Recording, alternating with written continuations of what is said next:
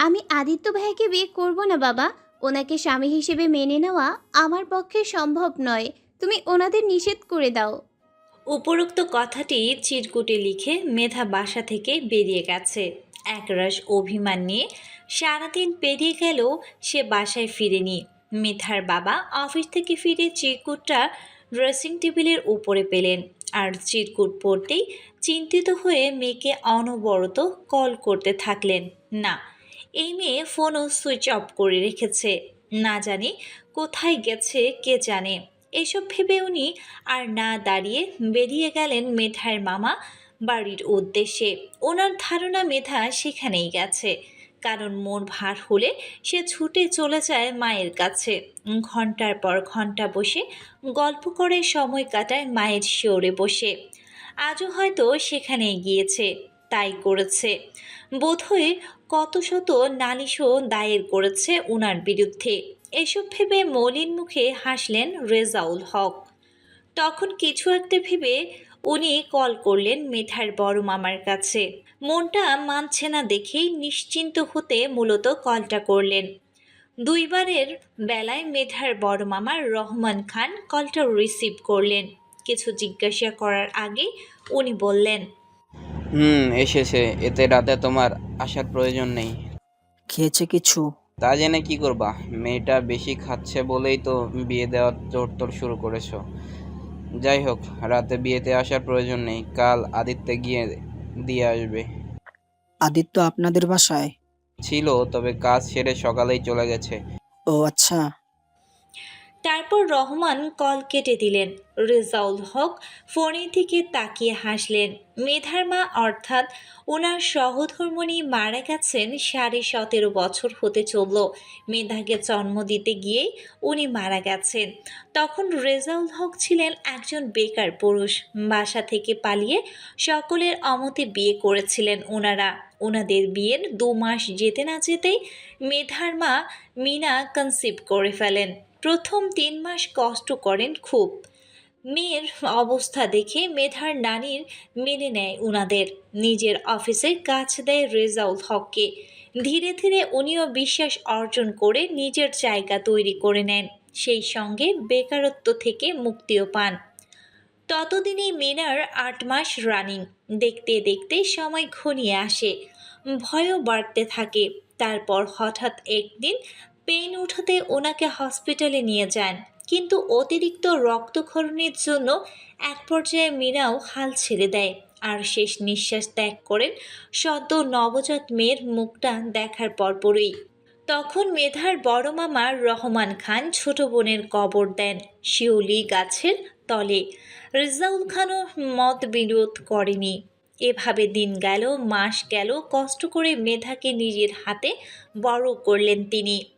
যদিও মিনার পরিবারকে উনি সব সময় পাশে পেয়েছেন, আর মেধাকে বড় করার পেছনে ওনাদেরও অনেক অবদান রয়েছে। যেমন যেমন সীমা এ অবধি যথেষ্ট করেছেন ওনাদের জন্য, যা কখনো ভোলার মতো না। আর সীমা হচ্ছে আদিত্যের মা, মিনার বড় বোন। সীমা অনেক বড় মুখ করে আবদার করে বলেছেন মেধাকে উনি কাজ ছাড়া করবেন না, তাই আদিত্যের বউ বানিয়ে নিয়ে যাবেন নিজের কাছে। কিন্তু এ কথা শুনে মেধা বেঁকে বসেছে। তার কথা, আদিত্যকে সে বিয়ে করবে না, মানে করবে না। আদিত্য নাকি মানুষ না, সে একটা জীবন্ত রোবট, যার ব্যবহার নাকি রোবটের মতোই। মেয়ের এমন অভিযোগ শুনে উনি নিজেও খুব বুঝিয়েছেন, তবুও কাজ হয়নি।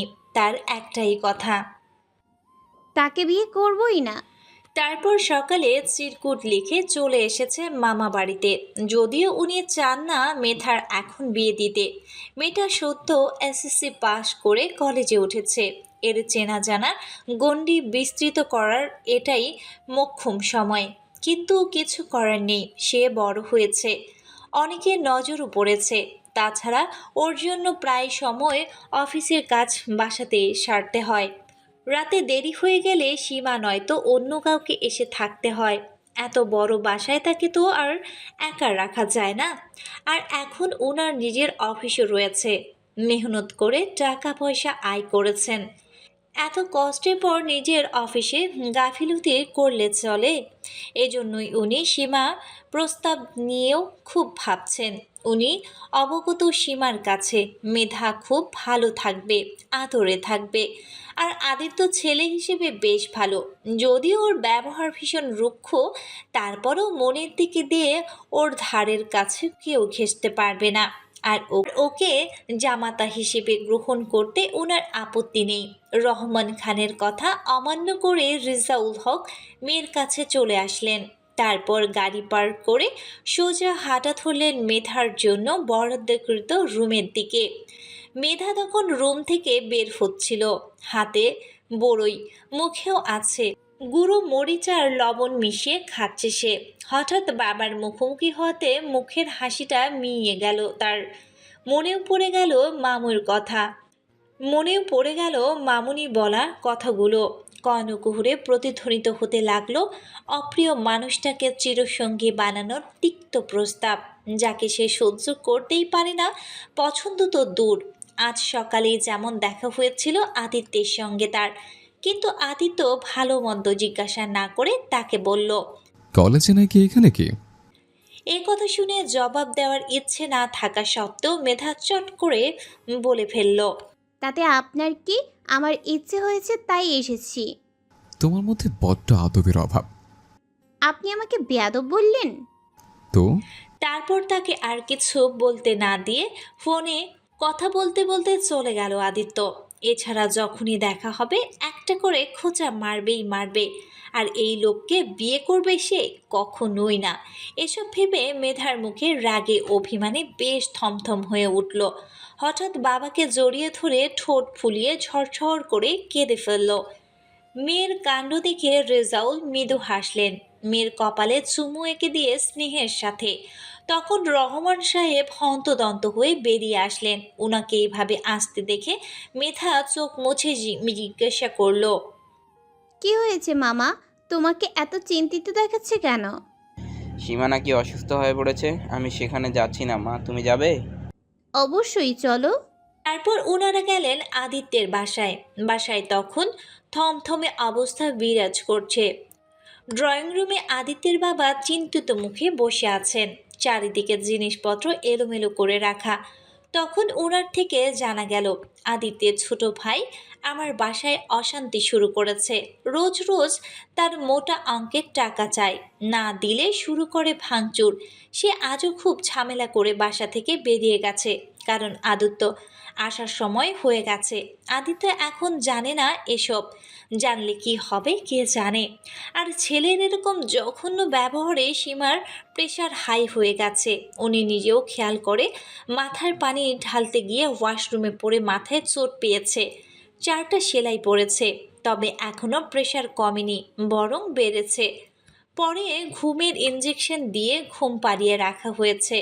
পুরো ঘটনা না শুনে মেধা দৌড়ে গিয়ে একবার মামুনিকে দেখেও এসেছে। বেশিক্ষণ দাঁড়ায়নি, মামুনির ঘুমের সমস্যা হবে ভেবে, তবে নিচেও নামেনি। সে এখন দাঁড়িয়ে রয়েছে আদিত্যের রুমের সামনে। আদিত্য রুমে নেই জেনে এসেছে সে। আদিত্যের উপর এখনো ভীষণ রেগে আছে, তাই কিছু একটা করবে যাতে আদিত্যের রাগ তার জিনিস দিয়েই মেটানো যায়।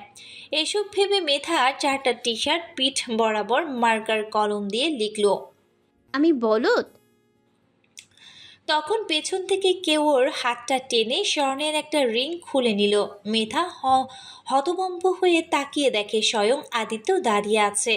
মুখভঙ্গি স্বাভাবিক, তবে রিং খুলে নেওয়ার কারণ জানতে জিজ্ঞাসু দৃষ্টিতে তাকিয়ে রইল। তবে আদিত্য কিছু না বলে ড্রেস নিয়ে ওয়াশরুমে চলে গেল। সময় নিয়ে বের হয়ে দেখে মেধা সেখানে সেভাবেই দাঁড়িয়ে আছে, তবে রুমের বেহাল দশা। এবারও আদিত্য কথা না বলে দরজাটা লাগিয়ে মাথা মুছতে থাকলো।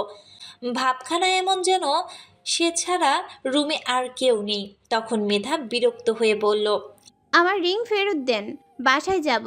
4টা টি শার্টের দাম পরিশোধ করে তারপর নিয়ে যাও। পারবো না। আমিও ফেরত দেবো না। গফকে রিং গিফট করবেন বললেই তো হয়, নতুনটা দিতাম। আমার এতটাও খারাপ সময় আসেনি যে এই সেকেলে মার্কার রিং আমার গফটকে গিফট করব। এখন ঝটফট রুম গুছিয়ে ফেলো, নয়তো কি হবে কাজে করে দেখাবো। আচ্ছা, তবে আমার একটা আবদার রাখতে হবে, রাজি? শুনি। আমাদের বিয়ের কথাবার্তা চলছে, এটা জানেন নিশ্চয়ই। আপনি বিয়েতে না করে দেন। কেন? এত কথা বলতে পারবো না। আপনি শুধু মামনিকে বলবেন এই বিয়ে করবেন না, আপনার গফ আছে। আদিত্য চুলগুলো ঠিক করতে করতে মেধার কথা শুনল। তারপর বেশ কয়েকটা ফাইল হাতে নিয়ে রিচেক করে সাইন করতে থাকে পরপর। ফোনে দু একবার কথা বলে নিল। মেধা ততক্ষণে রুম গুছিয়েও ফেলেছে। মুখ ভর্তি হাসি তার। সে ধরে নিয়েছে তার কথা আদিত্য রাখবে, কারণ আদিত্য তাকে অপছন্দ করে, খোঁচা মারে, অহেতুক কথাও শোনায়। পছন্দের মানুষকে তো আর খোঁচা মারে না কেউ, তিক্ত কথা শুনে আঘাত করে না, বরং এসব করে অতি অপছন্দের মানুষদের সাথে। এর দ্বারা স্পষ্ট সেও ওর অপছন্দের মানুষ। এসব ভাবনায় ডুবে মেধা কাজ সেরে বের হয়ে যাবে। তখন আদিত্য বলল, বিয়েতে নাকচ করার কারণ জানিয়ে যাও। আপনি আমার চাহিদার বিরুদ্ধে আদিত্য ভাই। এ কথা বলে মেধা স্থান ত্যাগ করলো। আদিত্য তার যাওয়ার দিকে ভুলেও দৃষ্টি তুলে তাকালো না, বরং সামনে থাকা ফাইলে সাইন করে পা বাড়ালো মায়ের রুমের দিকে। সে শুনেছে তার মায়ের অসুস্থতার কথা, তবে এখানে আমান জড়িত এ কথা কেউ বলার সাহস করেনি, নয়তো আমান তার অবস্থা রফা দফা করে ছাড়তো। তাছাড়া আদিত্যকে জানানো হয়েছে সীমা বেগমের শুধু প্রেশার বেড়েছে, যেটা সচরাচর হয়েই থাকে। ঠিকঠাক ওষুধ আর একটা বিশ্রাম নিলে ঠিক হয়ে যাবে। সে ফিরেই দেখা করতে চেয়েছিল তার মায়ের সঙ্গে, কিন্তু বাবার থেকে শুনেছে মা ঘুমাচ্ছে, তাই বিরক্ত করেনি। আদিত্য ওর মায়ের রুমে গিয়ে ওনার কপালে ব্যান্ডেজ দেখে ভ্রু কুঁচকে ফেলল। এগিয়ে গিয়ে ক্ষতস্থান আলতো করে হাত বুলিয়ে ভীষণ কষ্ট পেল মায়ের ব্যথাতুর মুখটা খানা দেখে। ইস, না জানি কতখানি কেটেছে। অফিসে ব্যস্ত বেড়েছে, তাই আগের মতো মাকে সময় দিতে পারে না, গল্প করতে পারে না, নিজ হাতে রান্নায় মাকে খাওয়ানোও হয় না। অনেক দিন হলো মাকে নিয়ে ঘুরতেও যায়নি। এসব ভেবে আদিত্যের মায়ের কপালে চুমু করে রুম থেকে বেরিয়ে গেল। নিচে মেধা বসে আছে, তার গলার স্বর শোনা যাচ্ছে। সে কিছু একটা নিয়ে হাসছে, আদিত্যের বাবার থেকে কিছু নিয়েও আবদার করছে। মেধাকে রাগাতে উনি দুষ্টুমি করছে। তখন আদিত্যকে নিচে যেতে দেখে মেধা হাসি থামিয়ে ভদ্রমের মতো ওর বাবার পাশে বসলো। এক মনে খেতে লাগলো হাতে থাকা অর্ধেক খাওয়ার কমলাটি। ভাবখানা এমন, আদিত্যকে চেনেই না, কোনো কিছু দেখেনি। আদিত্য দাম্ভিকতার সাথে হেঁটে এসে বড় মামার পাশে বসে সরাসরি প্রশ্ন ছুড়ল, আম্মু ব্যথা পেল কিভাবে বাবা?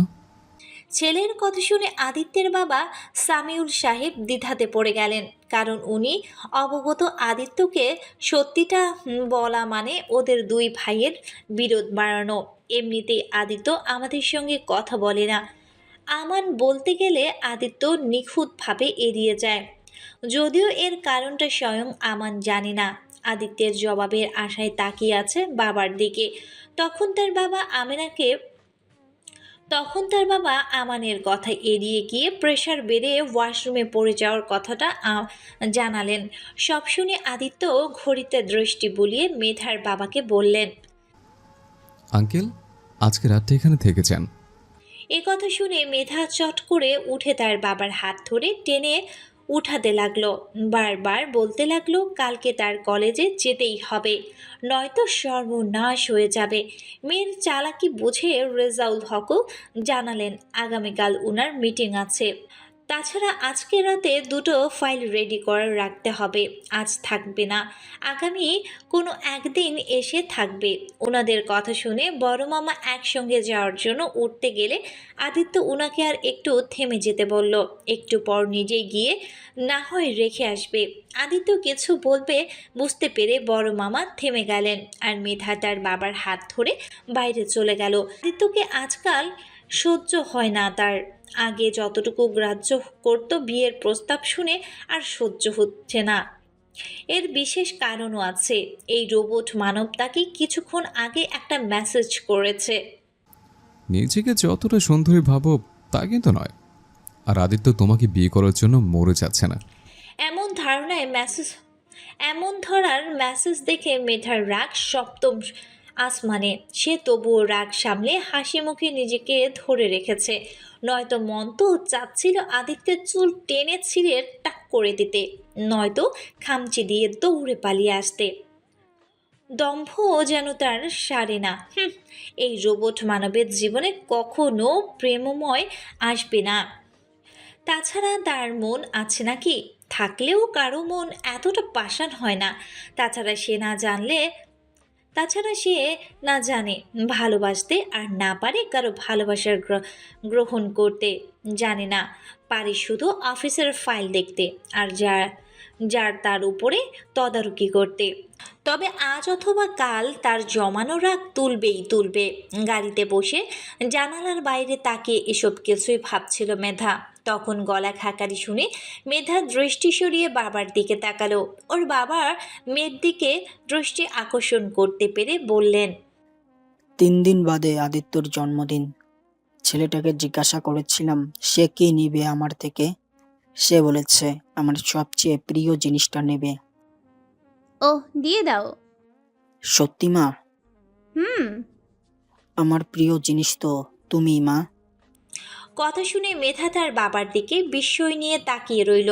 তবে আর একটা টু শব্দও করল না। সে সিটে হেলান দিয়ে চুপ করে বসে রইল।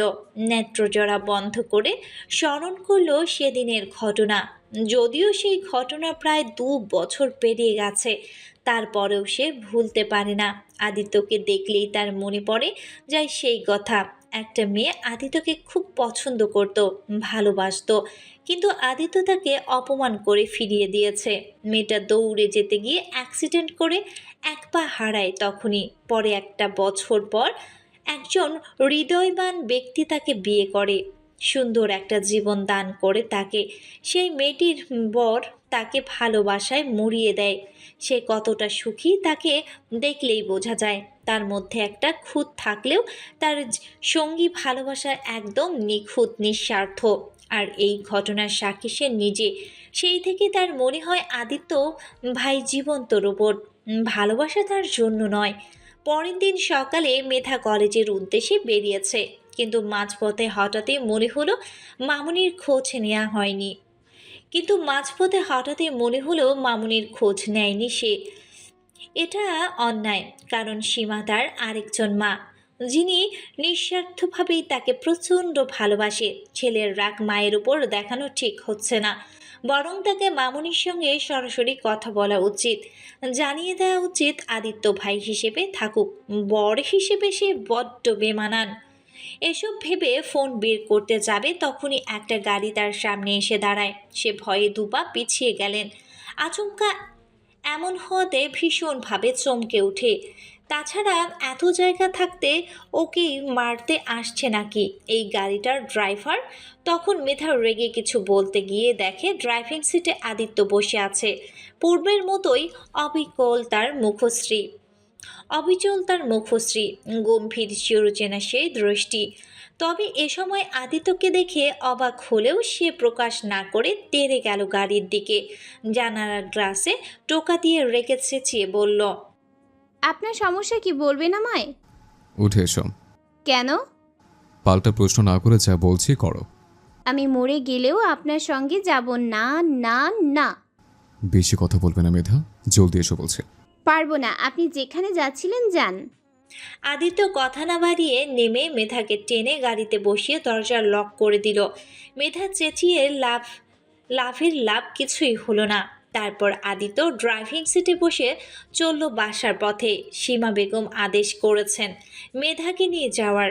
আর এই মেয়ে তো একটা তেরা, সহজ জিনিস বাঁকাভাবে গ্রহণ করা তার অভ্যাস। কিছুক্ষণ চুপ থেকে তখন আদিত্য তাচ্ছিল্য ভরা কণ্ঠে বলল, আমি নয় চাহিদার বিরুদ্ধে, ইমরান চাহিদা মতো তো। মানে? ভালো সাচ্ছ। ভাবতাম মিনিমাম লজ্জা বোধটুকু হয়তো তোমার আছে, কিন্তু না, তুমি তো চরম লেভেলে ফালতু। সে সঙ্গে মাথায় এটা গেঁথে নাও, আমি তোমাকে বিয়ে করার জন্য মরে যাচ্ছি না। তাই বিয়ে করে হয়তো বকা বন্ধ করো, তাছাড়া তোমার নাটক দেখার সময় আমার নেই। আপনি আসলে জঘন্য একজন মানুষ আদিত্য ভাই। একথা শুনে আদিত্য দ্রুত গাড়ির সাইডে দাঁড় করিয়ে তড়িৎ গতিতে চেপে ধরল মেধার 2 গাল। পূর্বের যত রাগ আছে উগরে দিতে আরও শক্ত করে ধরল চুলের বেনুনি। এ মুহূর্তে আদিত্যের চোখ বলছে অন্য কথা, আচরণে প্রকাশ ক্ষোভ। মেধা থেকে ধাক্কা দিয়েও সরাতে পারল না। চুলে গালে প্রচণ্ড ব্যথা পেয়ে অবশেষে কেঁদে ফেলল। তখন তার অশ্রুফোঁটা ঝরে গিয়ে পড়ল আদিত্যের হাতে। আদিত্য সেটা দেখে গাল ছেড়ে পূর্বের ন্যায় দম্ভভরা কণ্ঠে বলল, প্রেমের ভূত মাথা থেকে নামাও, নয়তো আমি ইমরানকে ভালোবাসবো, জড়িয়ে ধরবো, প্রয়োজনে চুমুও খাবো, তার বাচ্চার মাও হব। তাতে আপনার কি? হ্যাঁ, কোন অধিকারে বারবার এমন করেন আপনি? লজ্জা নেই আপনার? না নিজে কাউকে ভালোবাসতে পারবেন, আর না কারো ভালোবাসাকে সম্মান করতে জানেন। আপনাকে সহ্য হয় না আমার, প্রচণ্ড ঘৃণা করি আপনাকে। মেধার কথা শুনে আদিত্য ঝটপট তার থেকে সরে এলো। তারপর গাড়ি স্টার্ট করে দ্রুত গতিতে ড্রাইভ করতে লাগলো। মিনিট 10 পরেই বাসায় পৌঁছে কোনো দিকে না তাকিয়ে আদিত্য তার রুমে চলে গেল। মেধা চোখ মুখ মুছে নিজেদের সামলে তারপর ভেতরে প্রবেশ করলো। ড্রয়িং রুমের বাকিরা উপস্থিত ছিল। আমান মেধাকে দেখে মাত্রই হেসে বলল, কিরে, তুই নাকি ইমরানের সঙ্গে প্রেম করছিস? তোমাকে কে বলল? ইমরানের মা লুবনার বিয়েতে ইনভাইট করতে এসে বলে গেল। আর আদিত্য ভাইয়ার থেকে তোর বাবার নাম্বার নিয়ে গেল বোধহয়, প্রস্তাব পাঠাবে তাই। এ কথা শুনে মেধা ব্যাগটা সোফায় ছুঁড়ে বেরিয়ে গেল। সীমা বেগম ডাকলেও শুনল না। আমার হাসতে হাসতে সোফায় বসে পড়ল। আজ ইমরানের খবর আছে। বাঘিনী একদিন শান্ত থাকলেও আজকে রেগে গেছে। এবার খেলার জমবে। আর ইমরান হচ্ছে আমাদের বন্ধু, আর ইমরান হচ্ছে আমানের বন্ধু। সে অনেক আগে থেকেই মেধাকে ভীষণ পছন্দ করে, কয়েকবার প্রপোজও করেছে। আদিত্য ধমকিয়ে শুনিয়ে এ বাসায় না আসলেও মেধার জন্য কলেজের পাশে দাঁড়িয়ে লুকিয়ে থাকে। তবে ওর উপহারটা ঠিকই পৌঁছে যায় মেধার কাছে। আর মেধা সেটা নিয়ে পথশিশুদের দেয়, কখনো বা বান্ধবীদের দেয়।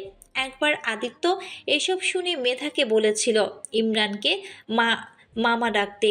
দুষ্টু মেধাও ইমরানকে যেখানেই দেখে মামা মামা বলে মুখে ফেনা তুলে ফেলে। আর মামা ডাক শোনার পর ইমরানও লুকিয়ে থাকে। মেধাকে ওভাবে বেরিয়ে যেতে দেখে সীমা বেগম পিছু ছুটছিলেন। অনেক কষ্টে মেধাকে জোর করে টেনে বাসাতে ফিরিয়ে আনলেন। তারপর অনেক কষ্টে বুঝিয়ে শান্ত করলেন তাকে। তারপর ঠিক করা হলো আজ বাসায় পিকনিক করা হবে। মেধাও সায় দিল তাতে। পিকনিকের আয়োজন করা হলো বাগানে। সকালে বাসায় ফিরে আদিত্য আর রুম থেকে বের হয়নি। ঘুম থেকে উঠে ফ্রেশ হয়ে একেবারে দুপুরে খাবার খেতে নামলো নিচে। তবে বাসায় কাউকে না দেখে বের হয়ে দেখে সবাই বাগানে মজা করছে।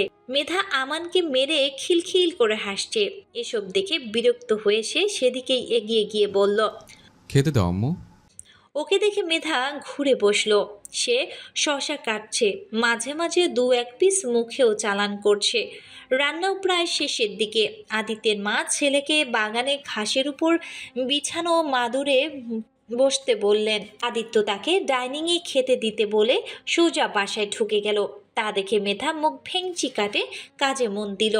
এই লোকটা আসলেই শুধরানোর না, সব সময় এমন করে। তারপর সীমা বেগম খাবার বেড়ে মেধাকে বলল দিয়ে আসতে। আজকে ওনারা খোলা আকাশের নিচে বসে খাবে। মেধা টুকটাক হাতের কাজ সেরে মুখভর্তি হাসি নিয়ে আদিত্যকে খাবার দিতে আসলো। আদিত্য খাবারের প্লেট ওর সামনে থেকে সরিয়ে গটগট করে উঠে চলে গেল। তা দেখে মেধা বলল, যাচ্ছেন কেন? খাবেন না? যে আমাকে ঘৃণা করে তার স্পর্শের খাবার খাওয়া আমার চাহিদার বিরুদ্ধে। আপনার এই দম্ভ আমিই চূর্ণ করবই। দম্ভ? তা নয় তো কি? ওকে, বেস্ট অফ লাক। এ কথা বলে আদিত্য প্রস্থান করলো। মেধা বিড়বিড় করে বুকে খাবারের প্লেট নিয়ে খেতে খেতে বাইরে চলে গেল। খাবারে না, তাকে সাধার সময়ও তার নেই। ততক্ষণে আমান তার বাবা মায়ের সঙ্গে খাওয়া শুরু করেছে। আদিত্য তার কারণে বসেনি, এ কথা সেও জানে। বড় ভাইয়ের এভাবে এড়িয়ে যাওয়া তাকে কষ্ট দেয়, ব্যথিত করে। ভুল করেছে, ক্ষমাও চেয়েছে, কিন্তু আদিত্য ক্ষমা করেনি, আর হয়তো করবেও না। এসব ভাবতে ভাবতে আমান প্লেটে খাবার নাড়াচাড়া করছিল। তখন মেধা গিয়ে ধপ করে সীমা বেগমের পাশে বসে বলল, তোমার বড় মহারাজ খাবে না। এক্ষুনি তো খাবার দিতে বললো, তাহলে খাবে না কেন? এই ছেলের কখন কি হয় কে জানে। ঢং বুঝলে মামুনি, কত রকমের ঢং পারে তাই দেখাচ্ছে। এই তুই আমাকে ছেলেকে এভাবে বলছিস কেন? সাধু যে তাই। তখন আমার মেধার মাথায় গাঁটটা মেরে চোখ পাকালো। তার ভাইকে নিয়ে এসব কথা সহ্য করবে না সে। মেধা মাথায় হাত বুলিয়ে খাওয়ার ছেড়ে রুম শুরু করে দিল মারামারি। আমানকে চুল ধরে টেনে মাদুরে শুইয়ে ফেলেছে। তখন ওদের দুজনকে ধমকে থামালেন সীমা বেগম। তারপর কিছু ভেবে বললেন, মেধা, একটা কাজ করতে পারবি মা? বলো। যদি পারিস তোর পছন্দের স্বর্ণের রিং কিনে দিব। 3 সত্যি? 3 সত্যি। শুধু বলো কি করতে হবে। আদিত্যকে প্রচন্ড বিরক্ত করবি, এত বিরক্ত করবি যাতে তোর অত্যাচারে বাসায় আসতেও ভয় পায়। ও মা, বলে কি? কিন্তু কেন? পারবি কি না বল। মেধা পারে না এমন কাজ আছে নাকি? তাও ঠিক। আর শোন, তোর বাবা জরুরি কাজে বাইরে দেশে যাবেন বলেছিল, তার জন্য যেতে পারছে না। এক কাজ কর, তুই আমার বাসায় চলে আয়। এতে আদিত্যকেও বিরক্ত করা হবে, আর তোর বাবাও চিন্তামুক্ত হয়ে কাজটা সেরে আসতে পারবে। বাবা কতদিনের জন্য যাবে? আমাকে তো কিছু বলেনি। অফিসের কাজ বুঝেছি তো। হুম।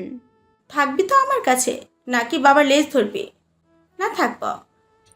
তারপর গল্প করতে করতে খেয়ে মেধা বিকেলের দিকে তার বাসায় ফিরে গেল। আদিত্য ওর রুম থেকে বের হয়নি, আর দেখাও হয়নি। তাতে মেধা খুশি হয়েছে। ওই লোকের সঙ্গে দেখা হওয়ার মানেই ঝগড়া আর ঝগড়া। সে ঝগড়টের রাজা। ততক্ষণে রেজাউল হককে সীমা ফোন করে জানিয়ে দিয়েছে কাল কাজ হয়ে গেছে। মেধাকে নিয়ে আর চিন্তা করতে হবে না। তাছাড়া দূরে দূরে থাকলেও দূরত্ব বাড়ে, কাছে থাকলে বাড়ে মায়া। এখন মায়ার টানে যদি আটকা পড়ে দুজন, তাতেই তো খেলা। মেধার রাজি হওয়ার কথা শুনে রেজাউল হক স্বস্তির নিঃশ্বাস ছাড়লেন। সত্যি সত্যিই বাইরে যাওয়ার খুব প্রয়োজন। শুধু মেধার জন্য পারছিলেন না। প্রায় সময়ই দেশের বাইরে গেলে মেধাকেও সঙ্গে নিয়ে যায় তিনি। পরে উনি কাজে ডুবে থাকেন, আর মেয়েটা বোরিং হয়ে মন ভার করে বসে থাকে। এর চেয়ে সীমার কাছে থাকাই ভালো থাকবে, আর উনিও নিশ্চিন্তে থাকবে। এদিকে মাথা ভর্তি দুষ্টুমি বুদ্ধি আমদানি করে কাপড়ের ব্যাগও গুছিয়ে নিল মেধা। তারপর পছন্দ মতো উপন্যাসের বই নিয়ে শুয়ে শুয়ে পড়তে লাগলো। আর উপন্যাসটাও ছিল কাজিন রিলেটেড গল্প। প্রথমের দিকে পড়াতে মন না বসলেও পরে একটু একটু করে ডুবে যেতে লাগলো উপন্যাসের রসে। সমস্ত ধ্যান জ্ঞান দিয়ে সে পড়তে লাগলো উপন্যাসের বইটি। ঠোঁটের কোণে ফুটে উঠল দুষ্টু হাসি। অনেক সময় নিয়ে উপন্যাসটা পড়ে শেষ করলো মেধা। তারপর মিটিমিটি হেসে মনে মনে বলল, তোমাকে মারতে বিষ প্রয়োগ করব না অপ্রিয় মানুষ। শুধু প্রেম তৃষ্ণায় কাতর করে তোমার নিষ্ঠুর হৃদয়ে ছড়িয়ে দিব প্রেমের জীবাণু, যেটার যন্ত্রণায় ছটফটিয়ে মরবে সর্বক্ষণ। এ কথা বলে মেধা চোখ জোড়া বন্ধ করে পুনরায় বলল, প্রয়োজনে তোমাকে পোড়াতে গিয়ে আমিও পড়ব, তবু এর শেষ দেখেই ছাড়ব। মিলিয়ে নিও। এসব ভাবতে ভাবতে সে ধীরে ধীরে তলিয়ে গেল ঘুম রাজ্যে। ঘড়িতে তখন রাত 2টো। উপন্যাসের বই পড়ার তালে রাতে খাবার খেতেও যায়নি সে। পরে ওর বাবা এসে খাইয়ে দিয়ে গেছে, আর মিটিমিটি হেসে মেয়ের এমন কাণ্ড দেখে। তারপর প্রায় 2 দিন পর রেজাউল হক মেধাকে আদিত্যের বাসায় রেখে দেশের বাইরে চলে গেলেন। ফিরবেন 15 দিন পর। মেধা আদিত্যের রুমের পাশেই রুমটাতেই থাকবে, তাই এসে মন মতো করে রুম গুছিয়ে ফেলেছে। জামা কাপড় তুলে রেখেছে ওয়ার্ড্রপে। ড্রেসিং টেবিলে সাজিয়ে ফেলেছে মেলি নানান রকম জিনিসপত্র। তবে এসে অবধি মেধা আদিত্যের দেখা পায়নি। মহারাজা অফিস থেকেই ফিরেনি এখনো, যদিও ফেরার সময় হয়ে গেছে।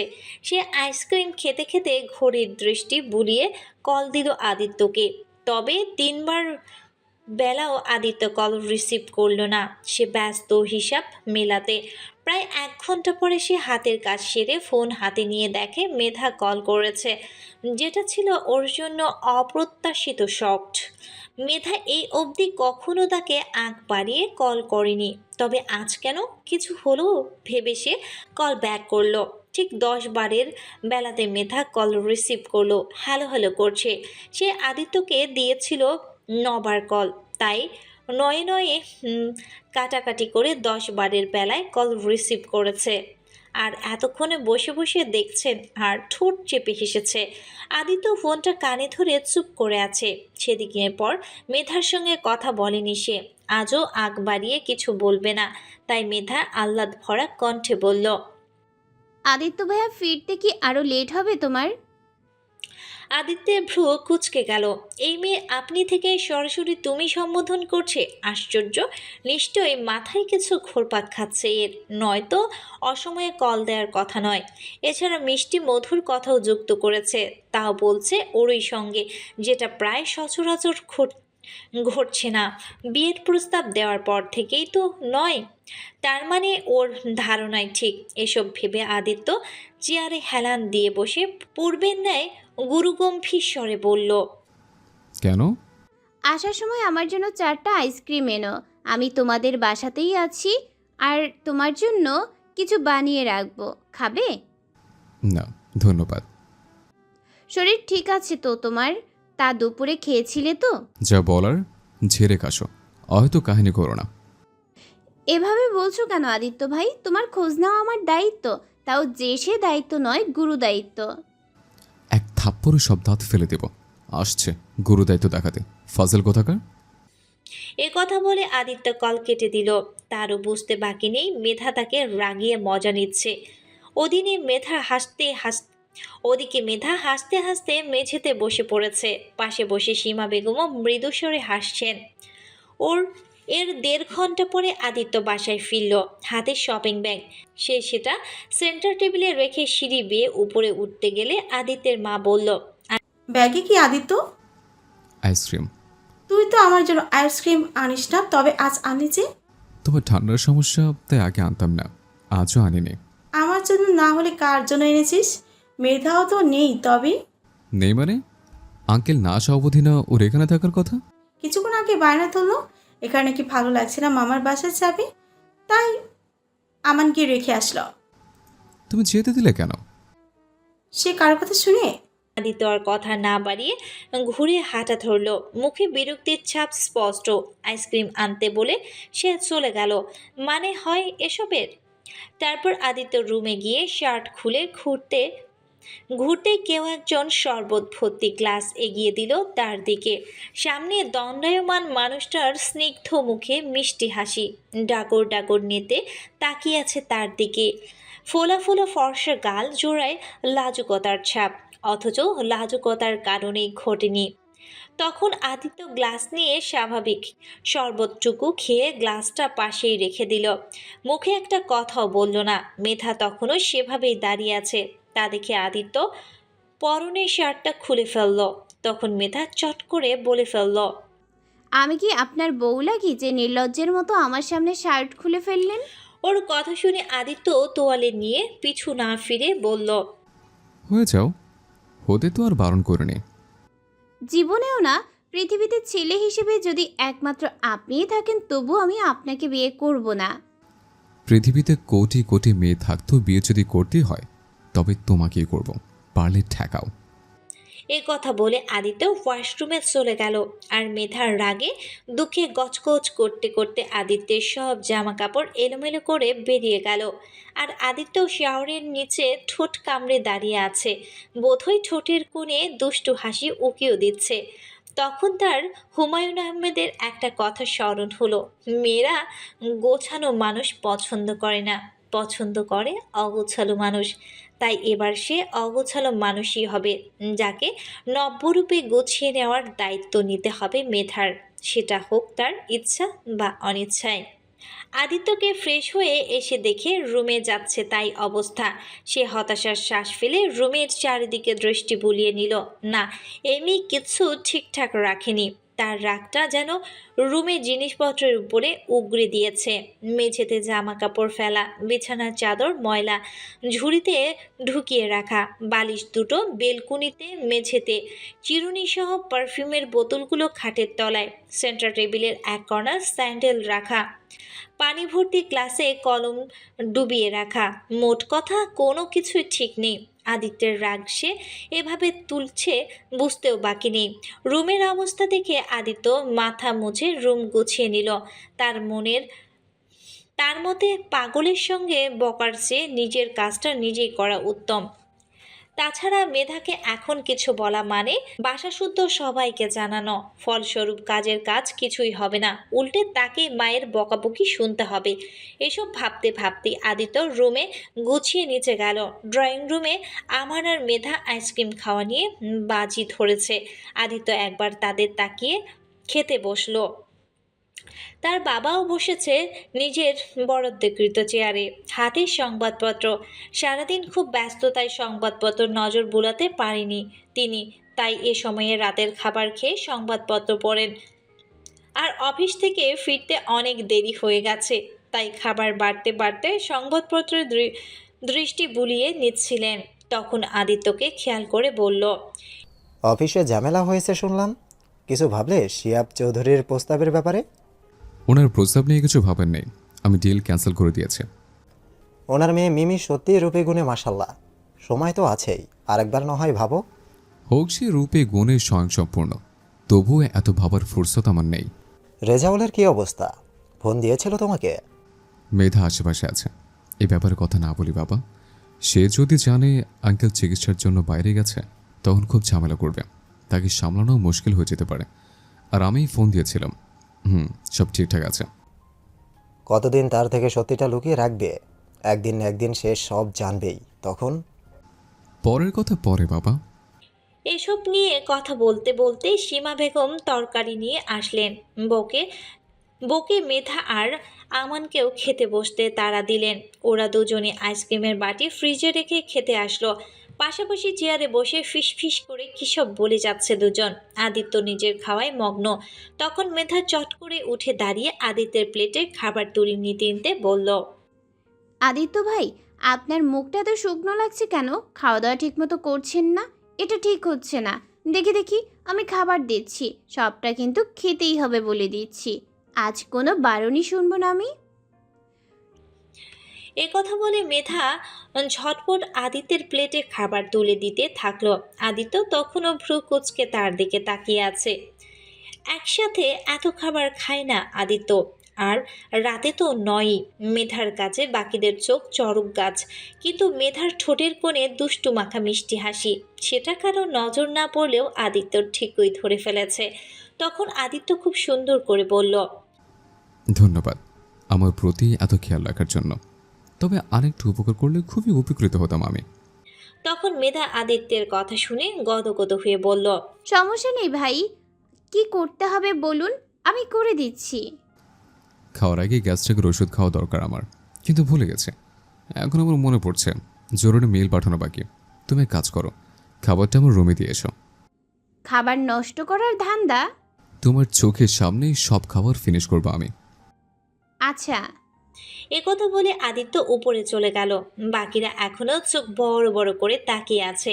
ওনারা ভেবেছিল আদিত্য রেগে যাবে, নতুবা খাবার ছেড়ে উঠে যাবে, কিন্তু না, ওনাদের ধারণা মিথ্যে প্রমাণ করে আদিত্য উল্টো কাজটা করলো। তবে মেধার কপালে দুঃখ নাচছে তা নিশ্চিত। চতুর আদিত্য তাকে ফাঁসাতেই বোধহয় রুমে নিয়ে যাচ্ছে, আর বোকা মেধা চিন্তা না করেই চলে যাচ্ছে পিছু পিছু। আদিত্যের বাবা ও মা একে অপরের দিকে তাকাতাকি করে খাওয়ায় মন দিল, যেন কিছু বোঝেনি তারা। ততক্ষণে মেধারও খাবার নিয়ে উপরে চলে গেল। আমানও আর না খেয়ে চলে যেতে যেতে বলল, তার 20,000 টাকা লাগবে, আগামীকাল বন্ধুদের সঙ্গে ট্যুরে যাবে। আদিত্যের বাবা মা কেউ ট্যুর পছন্দ করলেন না।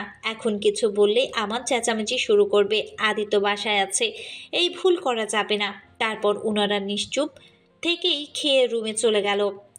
ওদিকে আদিত্যের রুমে বিছানায় বসে মেধা চোখ বড় বড় করে তাকিয়ে আছে। তার সামনে আদিত্য একটা স্কেল নিয়ে বসে এসে বসেছে। দৌড় দিবে সেই পথও নেই, দরজাও বন্ধ। আদিতের কথা এত খাবার সে একা খাবে না, মেধাকেও খেতে হবে। অপশনও দিয়েছে, হয় মেধা তাকে খাইয়ে দেবে, নয়তো আদিত্যের হাতে তাকে খেতে হবে। আদিত্যের দয়ার শরীর, এজন্য তৃতীয় অপশনও রাখলো। যদি কোনোটাতেই মেধা রাজি না হয় তবে স্কেল দিয়ে মার খাবে। যতক্ষণ না আদিত্যের মন ফুরবে ততক্ষণ। এহেন প্রস্তাবে মেধা হতবাক হয়ে তাকিয়ে আছে। মেধা তখন করুণ কণ্ঠে বলল, আমার ভীষণ শরীর খারাপ করছে আদিত্য ভাই। আমারও। তাহলে কাউকেই খেতে হবে না, চলুন নিচে যাই। তুমি না বললে আমার মুখ শুকিয়ে গেছে, এই খাবারগুলো খেতেই হবে? তাছাড়া খাবার নষ্ট করে কি ভালো? আমি মিথ্যা বলেছি আর কোনো দিনও বলবো না। হুম, তুমি ঠিকই বলেছ, আমি শুকিয়ে গেছি। আসলে অভাবে আছি, তাই আর কি। অভাবে আছেন, তাও আবার আপনি? মানুষ কি শুধু অর্থের অভাবই হয়? এই কথা বলে আদিত্য মেধার মুখে খাবার তুলে দিল। মেধা আদিত্যের হাতে স্কেল দেখে ভদ্রভাবে মুখে খাবার নিয়ে বসে রইল। বাম হাতে স্কেল নাড়াচ্ছে আর হাসছে আদিত্য, তবে ওর হাসি ঠোঁটের কোণেই লুকায়িত। সে বুঝে গেছে মুক্ত শব্দ সবার জন্য প্রযোজ্য নয়। তার জলজ্যান্ত প্রমাণ মেধা। একে যত ছাড় দিয়ে রাখবে মেধা তত উঠতে থাকবে, এতে লাভের লাভ কিছুই হবে না। তখন মেধা খাবারটুকু গিলে আগ্রহ ভরা স্বরে বলল, আপনি সত্যিই অভাবে আছেন আদিত্য ভাই। হুম, বিশ্বাস হচ্ছে না? আপনি শান্তভাবে কথা বলতে পারেন, তাও আমার সঙ্গে, এটাই তো বিশ্বাস হচ্ছে না আমার। মেধার কথা শুনে আদিত্য মুচকি হাসল। এতে মেধা বিস্ময় নিয়ে তাকিয়ে রইল। স্বপ্ন ভেবে হাতের চিমটি কেটে দেখল সব সত্যি। তবে আদিত্য কিসের অভাবে আছে জানতে তার মন ব্যাকুল হয়ে উঠল। অপ্রিয় মানুষটার অভাব সম্পর্কে জানতে চায় সে। অর্থের অভাব ছাড়া আর কিসের অভাবে ভুগছে আদিত্য? মুখ্য কথা, আদিত্যের মতো ছেলের কাছে অভাবও আছে। এসব ভেবে ব্যতিব্যস্ত হয় জিজ্ঞাসা করে ফেলল, বললেন না তো কিসের অভাব আপনার। বললে কি হবে শুনি? জানি না, আমি শুনতে চাই আদিত্য ভাই। যদি না বলি? কেন বলবেন না শুনি? বললে সমাধান খুঁজে দেবে? এবার বলুন আপনার কিসের অভাব। আমার বউয়ের অভাব। বউয়ের প্রয়োজন বোধ করলেই একটা ছেলে শুকিয়ে যায়। এখন যেমন আমি শুকিয়ে আমচোর হয়ে যাচ্ছে। আদিত্যের মজা করে বললেও মেধা সেটা মজা হিসেবে ধরল না, বরং সে কঠিনভাবে জবাব দিল, আপনার এই রূপ আমি মানতে পারছি না আদিত্য ভাই।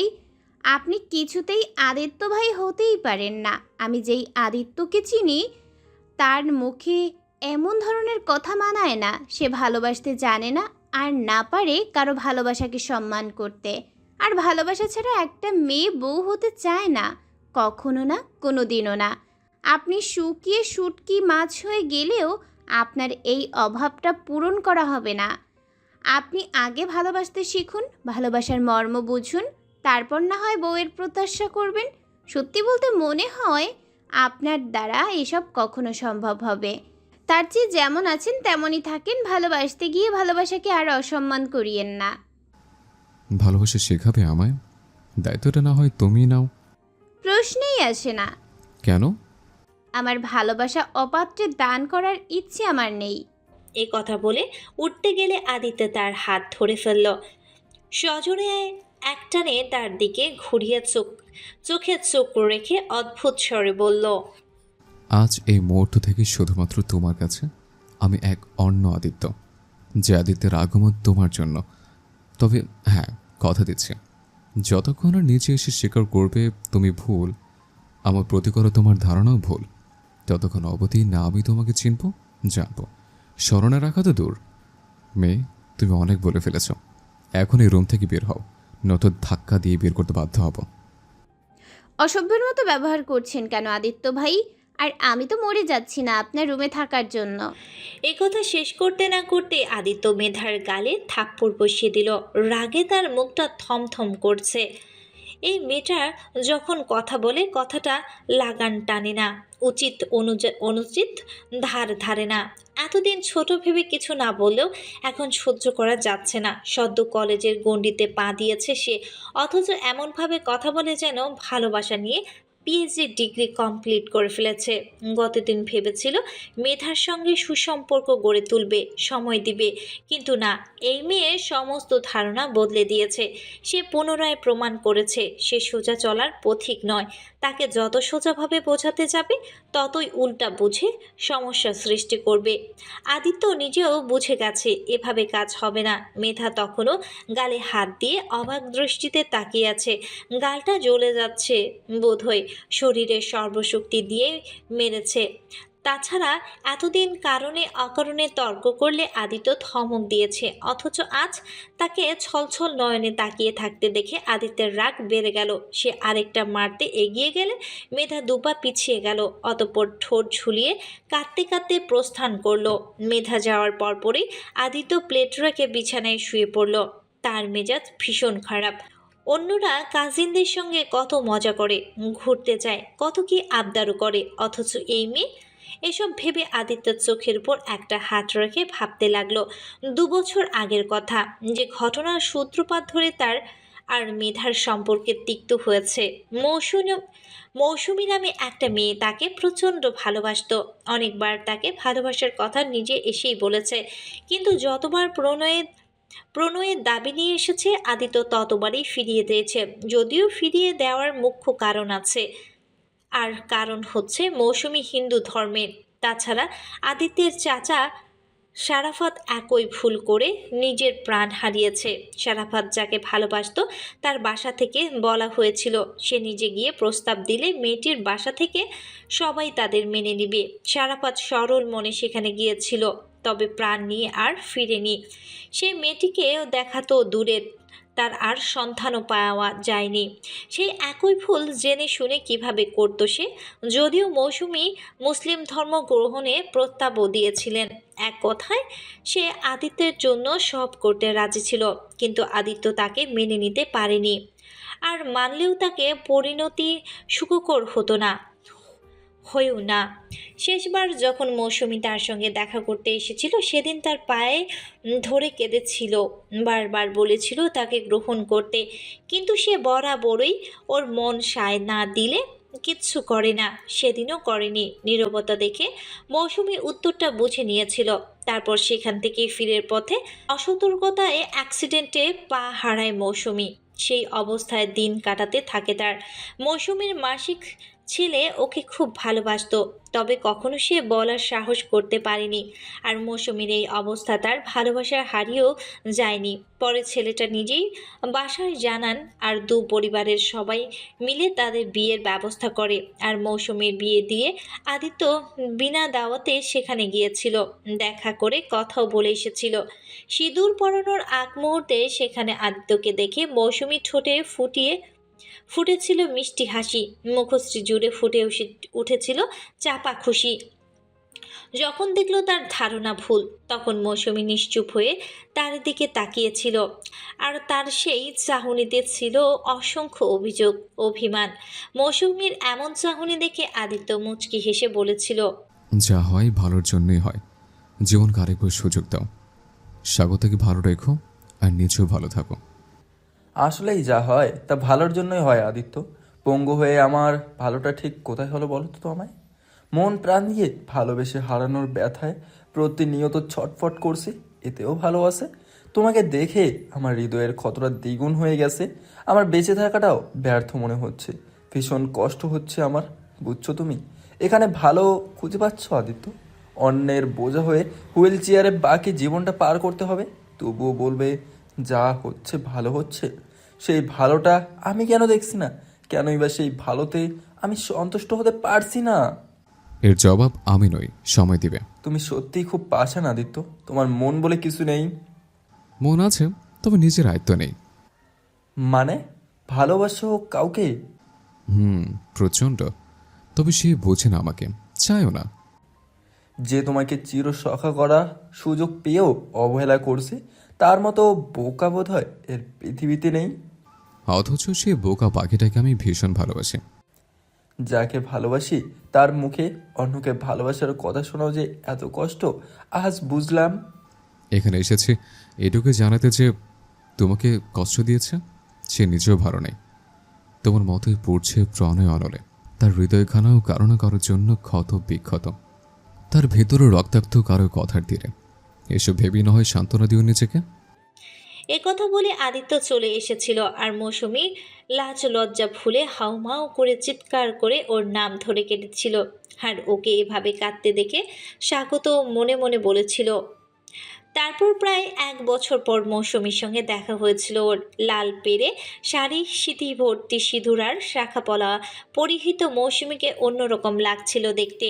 তাকে দেখেই মৌসুমী মুখ ভর্তি হাসি নিয়ে কুশল বিনিময় করেছিল। একরাশ সুখ তার দুয়ারে হানা দেওয়ায় গল্পও শুনেছিল। স্বাগতের সঙ্গে সে ভালো আছে, সুখেও আছে। তাকে ভালো থাকতে দেখে ওর ভালো লাগছিল। আর এই ঘটনার শুরু মেধা জানলেও শেষটা জানে না। তাই ভাবে আদিত্য কারো ভালোবাসাকে সম্মান করতে জানে না। আর যে ভালোবাসাকে সম্মান করে না সে ভালোবাসা পাওয়ারও যোগ্য না।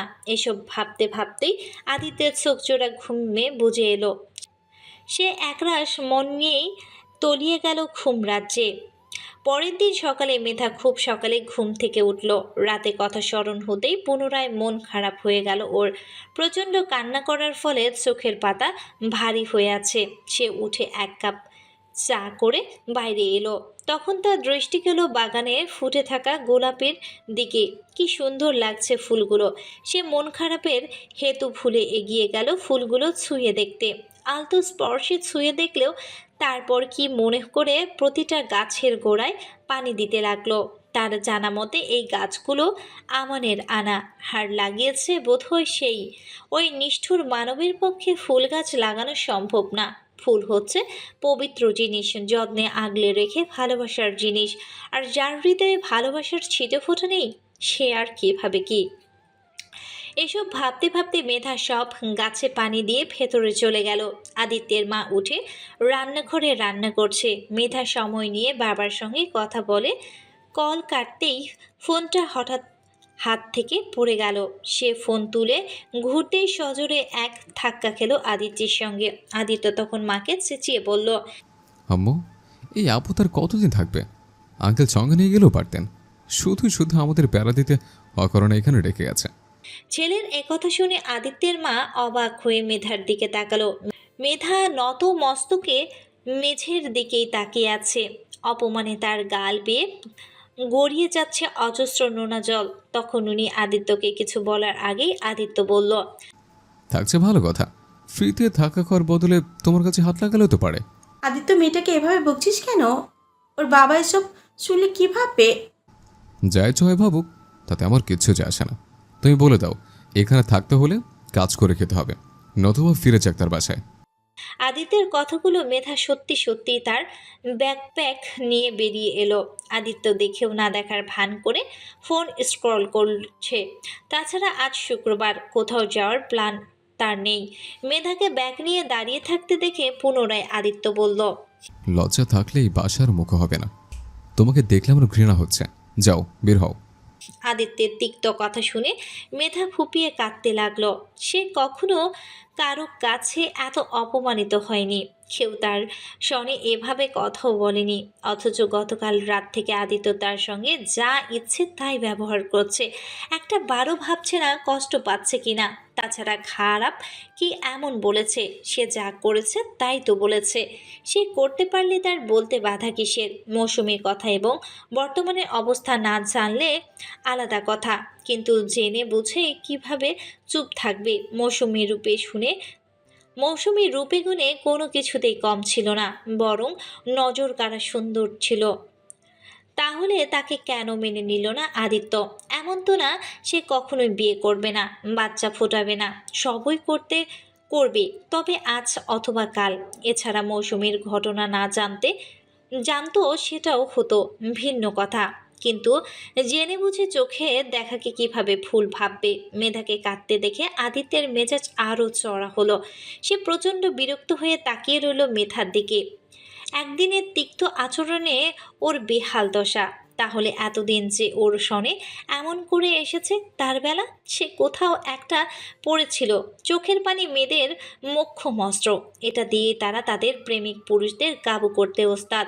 পরিস্থিতি যেমনই হোক, যতই দেখে প্রেমিক পুরুষটা সামান্য ব্যাপারে কাটতে পারে না, নিজের কষ্টটাও ব্যাখ্যা করতে পারে না, অমনি এই অস্ত্রের ব্যবহার করে ওরা। এর জলজান্ত প্রমাণ মেধা। এতদিন সে ভালো ব্যবহার তো দূর, যা ইচ্ছে তাই বলেছে, উচিত অনুচিত কোনো কিছুই ধার ধারেনি। অথচ গতকাল থেকে এ অবধি একটু চওড়া কথা বলতেই কেঁদে কেঁদে একাকার অবস্থা। এই না হলো মেয়ে মানুষ। এসব ভেবে সে মেধার কান্নারত মুখের দিকে তাকিয়ে মিটিমিটি হাসল। তবে সেই হাসি তার ঠোঁটের কোণেই রয়ে গেল। এইটুকু সময়ে মেয়েটার নাক চোখ মুখ লাল বর্ণ করে ফেলেছে, ক্ষণে ক্ষণে ফ্যাচ ফ্যাচ করে নাকটাও টানছে, যেন তাকে মারধর করা হয়েছে। সামান্য এ কথার ভার নিতে পারছে না, অথচ নিজের বলে কত বড় বড় কথা তখন তার স্মরণে থাকে না, যাকে বলছে তার খারাপ লাগছে কিনা, কষ্ট পাচ্ছে কিনা। যদিও বাঙালি কোনো কাজ করার চেয়ে অন্যের খুদ ধরতে পটু। তখন আদিত্যের গা জ্বলা কথা শুনে সীমা বেগম বলল, সকাল সকাল কি শুরু করলি তুই? আমি কিছু করিনি, যা করার ওই মেয়েটা করেছে। একথা শুনে মেধা ঝটফট ওর কাপড়ের ব্যাগ হাতে বেরিয়ে এলো। বিনা বাক্যে বাইরে যেতে যেতে শুনতে পেল, যাচ্ছে যাক, খবরদার আটকেবে না ওকে। ওর বাবা নেই দেশে, কোথায় যাবে মেয়েটা? আমি কি জানি। আদিত্য, মার খেতে না চাইলে এক্ষুনি সরি বল মেধাকে। দারুণ জোকস। এ কথা বলে আদিত্য ওর রুমে চলে গেল। মেধা ব্যাগ হাতে গেটের বাইরে এসে দাঁড়িয়ে আছে। দু একবার পেছনে ঘুরেও দেখলো না, কেউ আসছে না এদিকে। সে রাগে বসে চলে যাচ্ছে, অথচ কেউ বারণ করছে না, আটকাচ্ছেও না। এটা কোনো কথা? মামুনি আটকাবে বলেই তো ভাব দেখিয়ে বেরিয়ে পড়েছে। সঙ্গে টাকাও তো নেই। টাকা থাকলে না হয় মামার বাসায় যাওয়া যেত। মেধা নখ কামড়াতে কামড়াতে এসব ভাবছিল। তখন আমান জগিং করে ফিরছিল।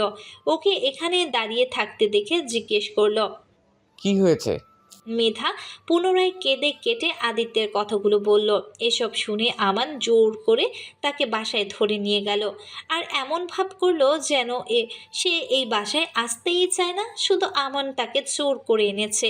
আমান ওকে বসতে বলে রুমে গেল ফ্রেশ হতে। মেধা কয়েক সেকেন্ড বসে এক এক করে গেল রান্নাঘরের দিকে, তারপর মুখটা ফুলিয়ে মামুনির দিকে তাকিয়ে রইল, যেন তার সমস্ত অভিমান উনার প্রতি। ওর উপস্থিতি বুঝতে পেরে সীমা বেগম পরোটা ভাজতে ভাজতে বললেন, যাসনি এখনো? তুমিও চলে যেতে বলছো? তুই আসলে বোকাতা জানিস। আমি আবার কি করলাম? আদিত্যকে জ্বালানোর দায়িত্ব দিয়েছিলাম তোকে, অথচ তোকে দিয়ে সত্যি কিচ্ছু হবে না। তোমার গুণধর ছেলের খোঁচা মারা কথা শুনে রাগ সংবরণ করতে পারি না। এমন এমন কথা বলে গা পিত্তি জ্বলে যায়। দাঁড়াও, বাবা ফিরুক, আর কখনো তোমাদের বাসায় আসবো না, যতদিন না তোমার ছেলে সরি বলে নিয়ে আসবে। হ্যাঁ রে মা, বিয়ের পরও কি সামান্য কথা তোর এইভাবেই খোঁচাখুচি করবি? খোঁচাখুচি না, খুনাখুনি করব। তোমার তেরা ছেলের দফা রফা করে দিব, দেখে নিও। তবে কি ধরে নিব? আদিত্যকে বিয়ে করতে তুই রাজি না? মানে খুনাখুনি করার জন্য হলেও বিয়েটা করা উচিত। তাকে বলে দিও আমি বিয়েতে না না, মানে না। কি রান্না করছিস? হ্যাঁ কি না তাই বল। না, একটু না, এক বিন্দুও না। এই কথা বলে মেধা গম গম শব্দ তুলে সিঁড়ি বেয়ে উপরে চলে গেল। সীমা বেগম ভ্রু কুচকে উকি মেরে দেখে আদিত্য এসে চেয়ারে বসেছে, হয়তো নাস্তা সেরে কোথাও যাবে। উনি মূল কাহিনীর বুঝে দীর্ঘশ্বাস ছাড়ল। দুজনকে রাজি করাতে না জানি কত কাল কেটে যায়। উনি এসব চিন্তা বাদ দিয়ে নাস্তা দিলেন আদিত্যকে। আমান একেবারে রেডি হয়ে টাকা নিয়ে বেরিয়ে গেলেন। সে যাচ্ছে বন্ধুদের সঙ্গে ট্যুরে, কবে ফিরবে তা বলতে পারছে না। আমান বেরিয়ে যাওয়ার সঙ্গে সঙ্গে বড় মামা সেখানে উপস্থিত হলেন। সীমা বেগমের ডাকে বড় মামা সহ মেধাও এসে বসলো নাস্তার টেবিলে। খেতে খেতেই মামা জানালেন ওনারা মেয়ের সুচির বিয়েতে দিনকাল ঠিক হয়েছে, আর সুচি মায়ের খুবই ইচ্ছা গ্রামের বাড়িতেই মেয়ের বিয়ে দেওয়ার। তাও গ্রাম্য প্রথায়। ছেলেপক্ষ সুচিরও মত আছে এতে। এসব নিয়ে মামা কথা শেষ করে আদিত্যকে বললেন দুপুরের পরপরই বেরিয়ে পড়তে। আদিত্য যাবে শুনে মেধা ওর খাওয়া থামিয়ে আর চোখে আদিত্যের দিকে তাকালো। অধীর আগ্রহে তাকিয়ে আছে আদিত্য, না শোনার অপেক্ষায়। কিন্তু তাকে অবাক করে দিয়ে আদিত্য বলল, 4টায় বের হলে সুবিধা হতো, কিছু কাজ বাকি আছে আমার। ছেলের কথা শুনে আদিত্যের মা চায়ের কাপে চুমুক দিয়ে বললেন, তাহলে আমি এখনই তোমার মামার সঙ্গে যাচ্ছি। তুমি আর মেধা তোমার বাবাকে চাবি দিয়ে ধীরে সুস্থে এসো। সীমা বেগমের এ কথা শুনে মেধা লাফিয়ে উঠল। একেবারে মামুনিত আরেকবার আদিত্যের দিকে তাকিয়ে করুণ গলায় বলল তাকেও সঙ্গে নিতে। কিন্তু তাতে কোনো কাজই হলো না, বরং আদিত্যকে দুপুরের খাবার গুছিয়ে দেওয়ার তাগাদা দিলেন সীমা বেগম। মেধা ঘ্যান ঘ্যান করে পিছু পিছু ঘুরেও শুনলেন না তিনি। সীমা বেগম ওর কথায় পাত্তা না দিয়ে হাতের কাজ সেরে ব্যাগ গুছিয়ে নিয়ে বেরিয়ে গেলেন। বলে গেলেন আদিত্যের সঙ্গে যেতে। উনি যাওয়ার পর মেধা মুখ বেজার করে বসে রইল। আদিত্য নেই। মহারাজ গান্ডে পিণ্ডে গিলে কোথায় যেন বের হয়েছে। তখন স্মরণ হলো মামুনি দুপুরে রান্না করে যায়নি, অর্থাৎ তাকে ঝটপট কিছু করতে হবে। সে রান্নাঘরে গিয়ে দাঁড়াতে না দাঁড়াতেই ফোনের রিংটন বেজে উঠল। আদিত্যের কল দেখে মুখ ভেঙচিয়ে কল ধরে বলল, বলুন। রান্নার প্রয়োজন নেই, আমি খাবার নিয়ে আসবো। চুপচাপ টিভি দেখো, নয়তো ঘুম দাও। আর পণ্ডিত করে কিছু করতে গেলে খবর আছে, বলে দিলাম। কি খবর শুনি? কথার জবাবে আদিত্যর পাশ থেকে কেউ একজন কণ্ঠে দুষ্টুমি ঢেলে গেয়ে উঠল, তুমি আমি, আমি তুমি, উথাল পাথাল প্রেম। দরজা বন্ধ, জানালা বন্ধ, জমিয়ে দেব প্রেম। আদিত্যকে পাঠিয়ে দিচ্ছি প্রেম, জমিয়ে ফেলো মেধা, এই সুযোগ। আদিত্যের বন্ধু শামীমের বলা কথা শুনে মেধা চোখ বড় বড় করে ফেলল। বোধহয় কেউ শামীমের মুখটা চেপে ধরেছে। শব্দ ছাড়া কিছুই শোনা গেল না। অতঃপর কলটা আপনা আপনি কেটে গেল। তখন মেধা কান থেকে ফোন সরিয়ে বলল, ওই মাগুর মাছের সঙ্গে প্রেম জমানোর চেয়ে ফিট খেয়ে স্মৃতি হারিয়ে ফেলা উত্তম। সে নাকি করবে প্রেম, যত সব আজাইরা ঢং। তখন দুপুর 1টা। গ্রীষ্মের দুপুরে বাইরে কড়া রোদ। মেধা গোসল সেরে ভেজা চুল মেলে দিয়ে নিশ্চিন্তে ঘুমাচ্ছে। ঠিক পূর্বের মতোই এলোমেলো ঘুমানোর স্টাইল। না আছে মাথার নিচে বালিশ, আর না আছে পোশাকের স্ত্রী। আদিত্যের সঙ্গে কথা বলার পরেই গোসল সেরে নুডলস রান্না করে খেয়েছে। সারাটা দিন টুকটুক করে কিছু না কিছু খাওয়ার তার অভ্যাস। একেবারে বেশি কিছু খাবে না, অল্প অল্প করে একের পর এক চলবে তো চলবেই। মেধার নুডলস খেয়ে কিছুক্ষণ টিভি দেখে পুরো বাসা চক্কর দিয়েছে। আমানের রুমে তালা দেয়া, সে নিজেই তালা দিয়ে গেছে। মামুনির রুমেও উকি দিতে ভুলল না সে। অতঃপর আদিত্যের রুমে ঢুকে বিছানায় 3 থেকে 4 বার গড়াগড়ি দিয়ে তার স্মরণ হয়েছে এটা তার শত্রুর বিছানা। আর শত্রুর রাতে বিছানায় হিসুটিসু করে দেওয়ার বদ অভ্যাস থাকলেও থাকতে পারে। এই কথা ভেবে সে ছটফট উঠে জামা কাপড় ছেড়ে নিল। এই কথা আগে স্মরণ হলে কখনোই বিছানায় শুতো না, বড্ড ভুল হয়ে গেছে তার। এরপর সে আদিত্যের বেলকুনিতে গিয়ে এদিক ওদিক তাকিয়ে মেলে রাখা তোয়ালেটায় মুখ মুছল। তোয়ালে থেকে দারুণ স্মেল পাচ্ছে বোধহয়। বিদেশি শ্যাম্পু হবে। পুরো শ্যাম্পুটা হাপিস করতে হবে। ছেলে মানুষের এত নামি দামি শ্যাম্পুর ব্যবহার করার কি দরকার? তাদের জন্য 2 টাকার মিনি প্যাকগুলোই যথেষ্ট। সেখানে কিছুক্ষণ দাঁড়িয়ে এসব ভেবে পুনরায় রুমে আসলো। ড্রেসিং টেবিলের সামনে আদিত্যের প্রয়োজনীয় জিনিসপত্রগুলো সাজিয়ে রাখা। সে এক এক করে 12টা হাত ঘড়ি পেল। সুন্দর ঘড়িগুলো একসাথে 5টা পরে হাত নাড়াচাড়া করে রেখে দিল। না, চুরির মতো সুন্দর দেখাচ্ছে না। তারপর আদিত্যের অতি পছন্দের পারফিউমগুলো থেকে একটা নিয়ে নিজের শরীরে দিল। জেন্টস হলেও স্মেল দারুণ। তাছাড়া সে তো বাইরে যাচ্ছে না, মনে খোরাক মেটাতে রুমেই থাকছে। এরপর সে সেখানে থেকেই বেরিয়ে নিজের রুমে গিয়ে মুখে ক্রিম মেখে চোখে গাঢ় করে কাজল দিল। তারপর টকটকে লাল লিপস্টিক ঠোঁটে দিয়ে কি মনে করে ঘষে মুছেও ফেলল। হাতে কাজ নেই, বাসাও ফাঁকা। একবার ভাবলো ছাদ থেকে ঘুরে আসবে, যে ভাবা সেই কাজ, কিন্তু দরজা খুলতে গিয়ে দেখে দরজা বাইরে থেকে লক করা। আদিত্য কাজ বুঝতে বাকি নেই তার। দরজা ধরে কিছুটা টানাটানি করে না পেরে আদিত্যকে মনে খুব গালাগালি দিল। তারপর জানালার পাশে বসে পায়ে পথচারীদের যাতায়াত দেখলো। একটা সময় অলসতার ভর করলো তার মাঝে। সে শুয়ে শুয়ে আকাশ দেখতে লাগলো। আকাশ নিয়ে আবোল তাবোল গানও গাইলো, যে গানের আগামাথার কিচ্ছু নেই, আর না আছে সুর। যদিও এটাকে গান বলা যাবে না, তবে পাগলের প্রলাপ ভুললে ভুল হবে না। গান থামিয়ে সে আকাশ কুসুম ভাবতে ভাবতে ঘুমে তলিয়ে গেল। ধীরে ধীরে ঘুম গাঢ় হয়ে স্বপ্নের দেশেও পাড়ি দিল। এর প্রায় ঘন্টাখানিক পরে আদিত্য বাসায় ফিরল। হাতের ব্যাগ রান্নাঘরে রেখে একবার মেথার রুমে ঢু মারতেই তার চোখ চরক গাছ। সে দৃষ্টি সরিয়ে দ্রুত প্রস্থান করলো। এই মেয়ে এত বড় হয়েছে অথচ ড্রেস, সত্যিই কিছু বলার নেই গাথিটাকে। একটু যদি বুদ্ধি থাকতো এর মাথায়। আদিত্য রুমে ফিরে ছটফট ফ্রেশ হয়ে আগে খাবার গরম করলো, তারপর সেগুলো সুন্দর করে সাজিয়ে আবার গেল মেধাকে ডাকতে। কুম্ভকর্ণ নিশ্চিন্তে ঘুমাচ্ছে। সময় যে গুটি গুটি পায়ে 3টার ঘরে পৌঁছেছে সে খেয়াল নেই। কোথায় ওকে সুন্দর করে বেড়ে খেতে দিবে তা না, ওকেই। আদিত্য এবার মাঝ সিঁড়ি থেকে মেধাকে ডাকতে ডাকতে গেল, যাতে সে ডাক শুনে নড়েচড়ে সুন্দর করে শয়। সত্যি সত্যিই মেধা আদিত্যের ডাক শুনে ঘুমের ঘোরে পোশাক ঠিক করে ওর কানের বালিশ চাপা দিয়ে রাখলো, যাতে আদিত্যের ডাক তার ঘুমের ব্যাঘাত ঘটাতে না পারে। ওর কাণ্ড দেখে আদিত্য বালিশটা কেড়ে নিয়ে বলল, খেতে হবে, ওঠো তাড়াতাড়ি। মেধা, মেধা। উপরোক্ত কথাগুলো দুই এক বলে মেধার সারা শব্দ পাওয়া গেল না। সে ঘুমে বিভোর।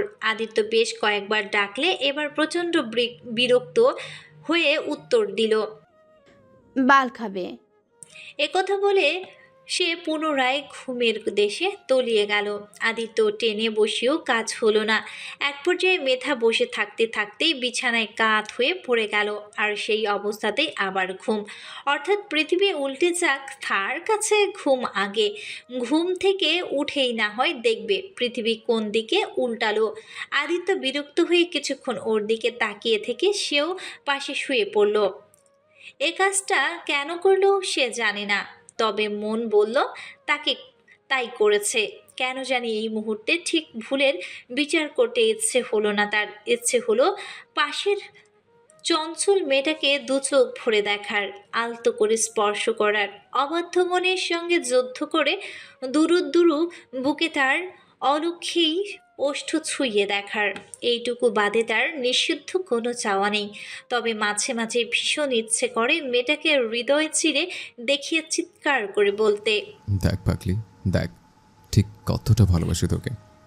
মনে মনে এসব কথা ভেবেই যখন আদিত্য মেধার গাল ছুঁয়ে যাবে, তখন মেধা আচমকা তার পেটের উপর পা তুলে গলা জড়িয়ে ধরে বলল, এই বল বল, আমার সঙ্গে বল। কি আশ্চর্য, কি বলবো?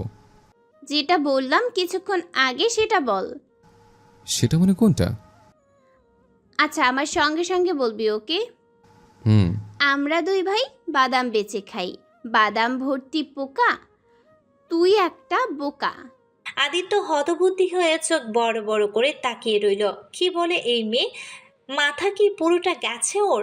মেধা ততক্ষণে বালিশ ছেড়ে আদিত্যের বুকে মাথা রেখেছে, শক্ত করে ধরে রেখেছে আদিত্যকে। আদিত্য নেত্রজোড়া বন্ধ করে অনুভব করছে প্রিয়সীকে। তখন আরও একটা জিনিস খেয়াল হলো তার, মেধার শরীর থেকে ওর পারফিউমের স্মেল পাচ্ছে। সেবার নিঃশব্দে হাসলো, তারপর দ্বিধা ছেড়ে মেধাকে আলতো করে আগলে নিল তার তৃষ্ণাত্ম বুকে। তখন অনাবিল সুখরা হানা দিল আদিত্যের বুকের বাঁ পাশে। বেশ কিছুক্ষণ এভাবে থেকে আদিত্য মুখ উঁচিয়ে ওষ্ঠ ছোঁয়ালো মেধার ললাটে, যা মেধার অজানায় রয়ে গেল।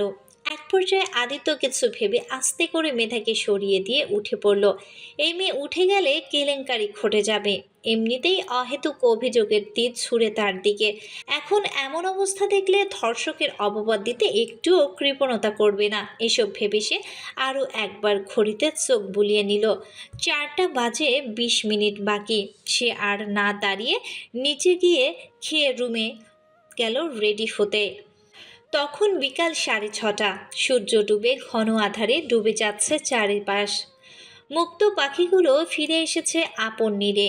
দিনের আলোয় অনুপস্থিতিতে কৃত্রিম আলোয় সেজে উঠেছে রাস্তাঘাট, কিন্তু মেধা এখনো পড়ে পড়ে ঘুমোচ্ছে। গভীর ঘুমে মগ্ন সে। তবে প্রচণ্ড ক্ষুধা অনুভব করাতে নড়েচড়ে পেটে কয়েকবার হাত বুলিয়ে আবার ঘুমিয়ে গেল, কিন্তু এতে কাজ হলো না। অনেকক্ষণ যাবৎ একই কাজ করাতে পেটেও শুনছে না।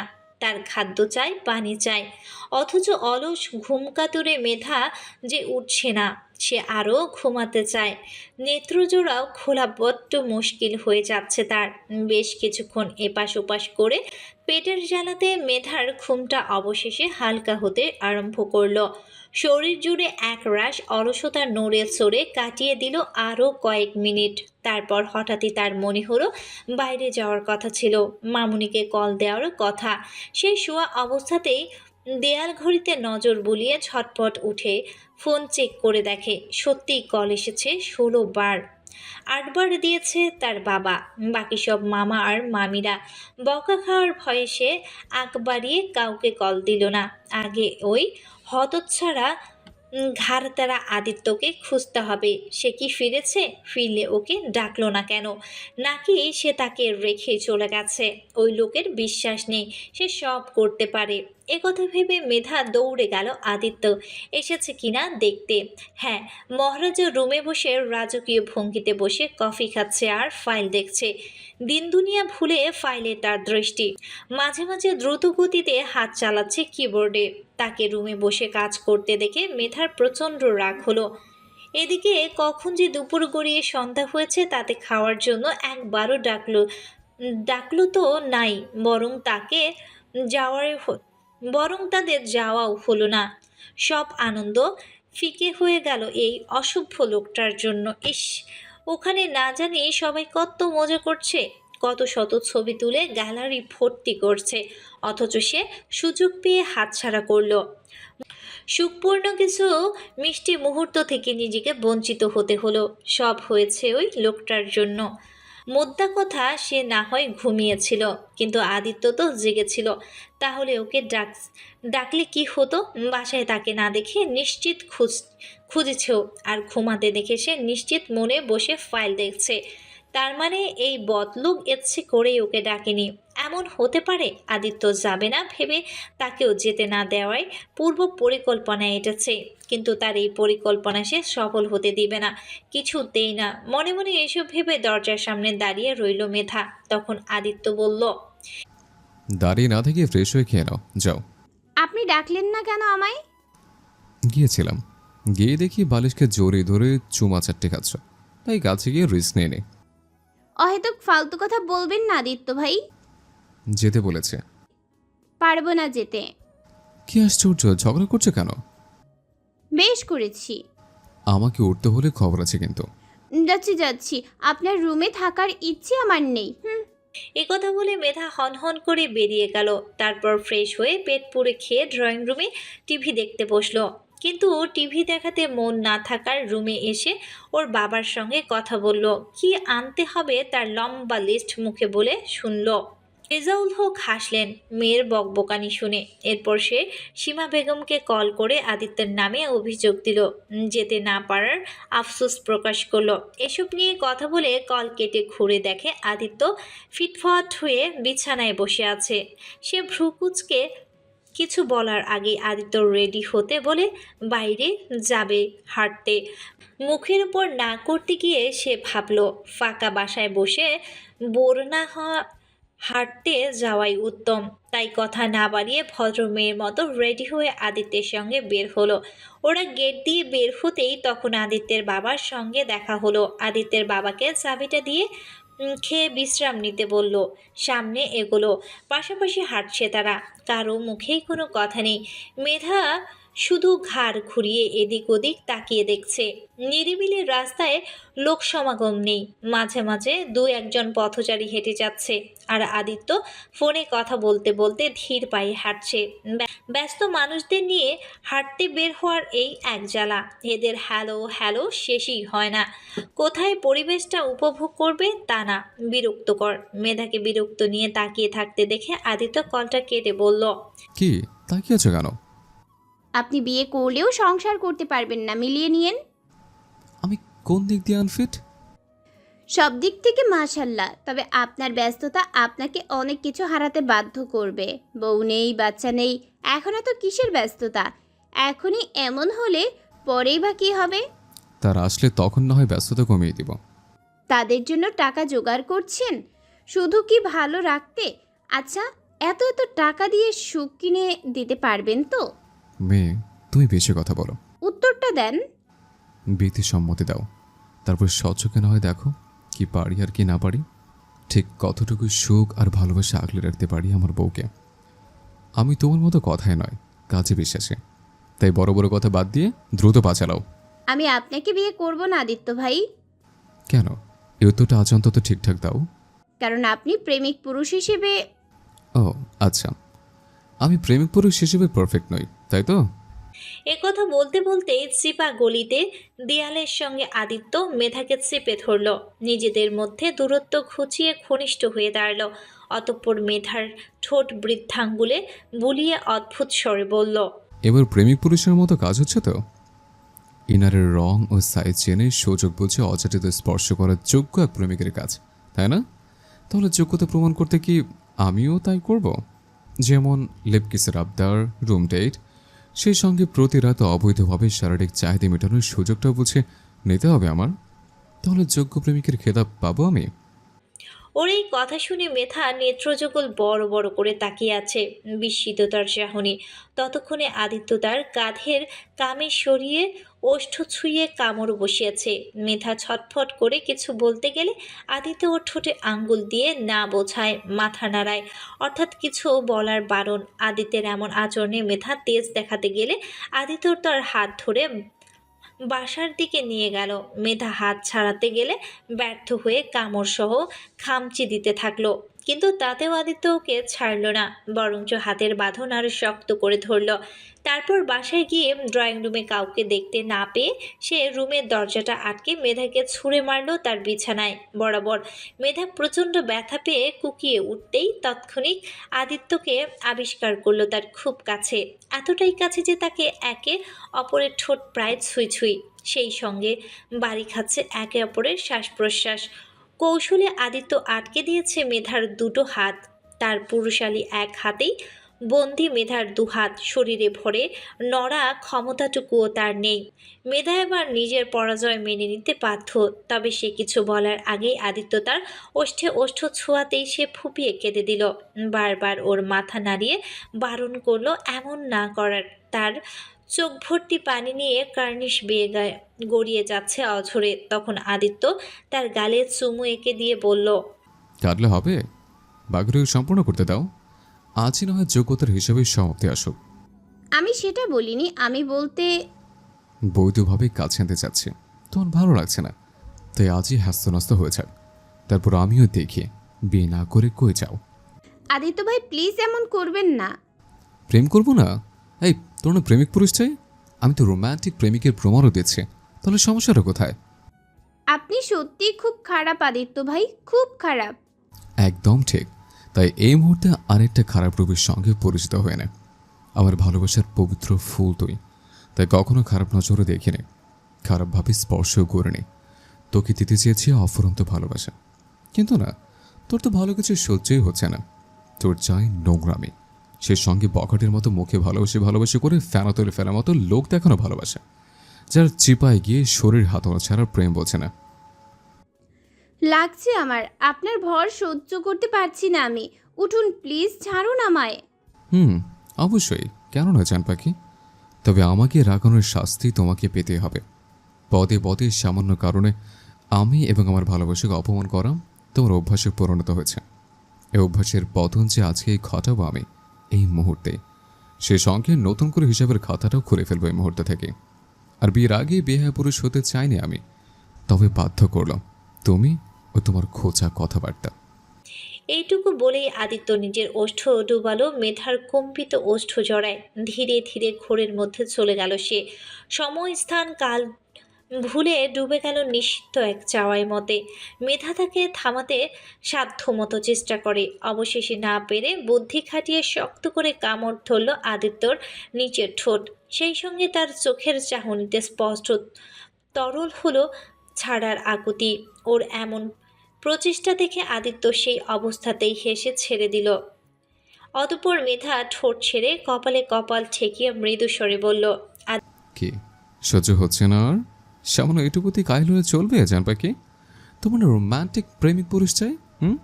আদিত্যের এ কথার জবাবে মেধা অতি দ্রুত না বোধক মাথা নাড়ল। অর্থাৎ তার আর চায় না রোমান্টিক প্রেমিক পুরুষ। তার এই ভীত অবস্থা দেখে আদিত্য তাকে ছেড়ে উঠে বসল। সুযোগ বুঝে মেধা দৌড়ে পালানোর আগে পুনরায় ওড়নাটায় টান পড়ল। সে কিছু ফিরে তাকাতেই বন্দী হলো আদিত্যের বাহু ধরে। আদিত্য তাকে কোলে বসিয়ে কাঁধে থুতনি রেখে বলল, ছাড় দিয়েছে, ছেড়ে তো দেয়নি বেব, ক্লাস কেবল শুরু, পালাচ্ছে বোধহয়। বলছি তো আর অপমান করব না, প্রমিস। এবার ছাড়ুন প্লিজ। একরাশ ভয়, সংকোচ এবং অস্বস্তিতে জর্জরিত হয়ে মেধা কেঁদে কেটে একাকার অবস্থা। কান্নার চোটে শ্বাস নেওয়াটা দুষ্কর হয়ে যাচ্ছে তার। এদিক একদিনেই এত ডোজ নিতে পারছে না সে। পুরো শরীর থরথর করে কাঁপছে, হৃৎপিণ্ড ঠুকফুক ক্রমশ বেড়েই যাচ্ছে। অনেকক্ষণ থেকে গলা শুকিয়ে কাঠ। আর আদিত্য এমন কিছু করবে তার ভাবনার বাইরে। যদি আদিত্য তাকে লিপকিস আর কাঁধের কামড় ছাড়া শরীরে কোনো ভাঁজেই স্পর্শ করেনি, শুধু এটার জন্য অপ্রত্যাশিত শক্ট। তখনও মেধাকে কাঁদতে দেখে আদিত্য তাকে ফের তার ঘুরিয়ে চোখ মুছে দিয়ে বলল, আম্মু গ্রাম থেকে ফিরলে আবার বিয়ের কথা উঠবে, তখন গাই না সুন্দর করে সম্মতি দিয়ে দেবে। আর যেন বলা না লাগে, আগামীকাল বাবার সঙ্গে গ্রামে যাবে তুমি।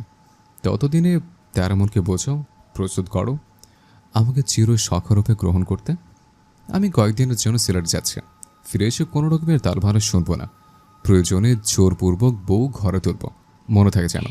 একথা বলে আদিত্য তাকে ছেড়ে দিল। মেধার একদণ্ড না দাঁড়িয়ে দৌড়ে চলে গেল নিজের কক্ষে। আদিত্য বিছানা ছেড়ে উঠে দাঁড়িয়ে ওর আম্মুর সঙ্গে কথা বলে নিল। ইঙ্গিত করে আমানের কথা জিজ্ঞেস করতেও ভুলল না সে। তবে মেধা আদিত্যের ব্যাপারে এখনও হতবাক। আদিত্যের ব্যবহারে এখনও হতবাক। সে বালিশে মুখ গুজে স্থির হয়ে বসে আছে, শরীরখানা মৃদুভাবে কাঁপছে। কি থেকে কি হয়ে গেল এখনও তার বোধগম্য হচ্ছে না। কত কথা তো বলে আদিত্যকে কই, কখনো তো এসব ভেবে বেশ কিছুক্ষণ অনড় হয়ে বসে রইল মেধা। তারপর দরজা আটকে রুমে অন্ধকার করে শুয়ে পড়ল। আর রুম থেকে বের হলো না, খেলও না। আদিত্যের বাবা যাতে ডাকতে না আসে তাই ফোন করে আহ্লাদে ভরা কণ্ঠে জানিয়ে দিল সে খাবে না। সন্ধ্যা থেকে এটা ওটা খেয়ে পেট ভরিয়ে ফেলেছে। তার মেসেজ দেখে আদিত্যের বাবা আর কিছু বলল না, কারণ উনি অবগত বলেও আর কাজ হবে না। তাই অহেতুক কথা না বাড়িয়ে ছেলেকে ডেকে রাতের খাবার খেয়ে ঘুমাতে চলে গেল। আদিত্য আর মেধাকে আর ডাকলো না, আর না তার খোঁজ খবর নিল। নিজের অভ্যাস মতো রাত জেগে অফিসের কাজ সেরে গভীর রাতে ঘুমাতে গেল। এর পরদিন সকালে মেধা ফ্রেশ হয়ে একেবারে রেডি হয়ে নিচে নেমেছে। আদিত্যের বাবার সঙ্গে সে এখন গ্রামে যাচ্ছে, মুখ থমথমে। তখন বুয়া এসে খাবার নিয়ে সবটুকু খাওয়ার সে খেলো। আজ কোনো ধরনের তাল বাহানা দেখালো না। একটু পরে আদিত্য এবং তার বাবা এসে বসলো পাশের চেয়ারে। তবুও সে দৃষ্টি তুললে তাকালো না। বাবা ও ছেলে অফিসে নিয়ে কথা বলছিল আর খাচ্ছিল। কিসব হিসাব নিকাশের কথা মেধার মাথায় ঢুকছিল না, তাই সে এক মনে চায়ের কাপে চুমুক দিচ্ছিল। যদিও উপস্থিত হয়ে আদিত্য মেধাকে খেয়াল করেছে, সেই সঙ্গে আবহাওয়া গরম আন্দাজ করেছে। তবে গতরাতে যা করেছে বা হয়েছে তা একটু বেশি করে ফেলেছে সেও মানে। এটা মোটেও উচিত হয়নি। তাছাড়া এত রয়েস হয়ে কি আর রোমাঞ্চ হয়? সে তো প্রথম দিকে অভিনয় করেই ভয় দেখাতে চেয়েছিল। কিন্তু পরে ঘোর লেগে গেছে। অবাধ্য, নিয়ন্ত্রণহীন, নিষিদ্ধ এই ঘোর। তাছাড়া কি বা করার আছে? ভালোবাসার কথা বলতে পারে না, বোঝালেও বোঝে না। মান অভিমান তো বোঝেই না, বরং দ্বিগুণ ওর রাগকে বাড়িয়ে দেয়। অথচ পাগল এক প্রেমিক পুরুষকে আশা করে মেধা চায় কেউ একজন উন্মাদের মতো ভালোবাসুক থাকে। এক কথায় বেপরোয়া টাইপের প্রেমিক।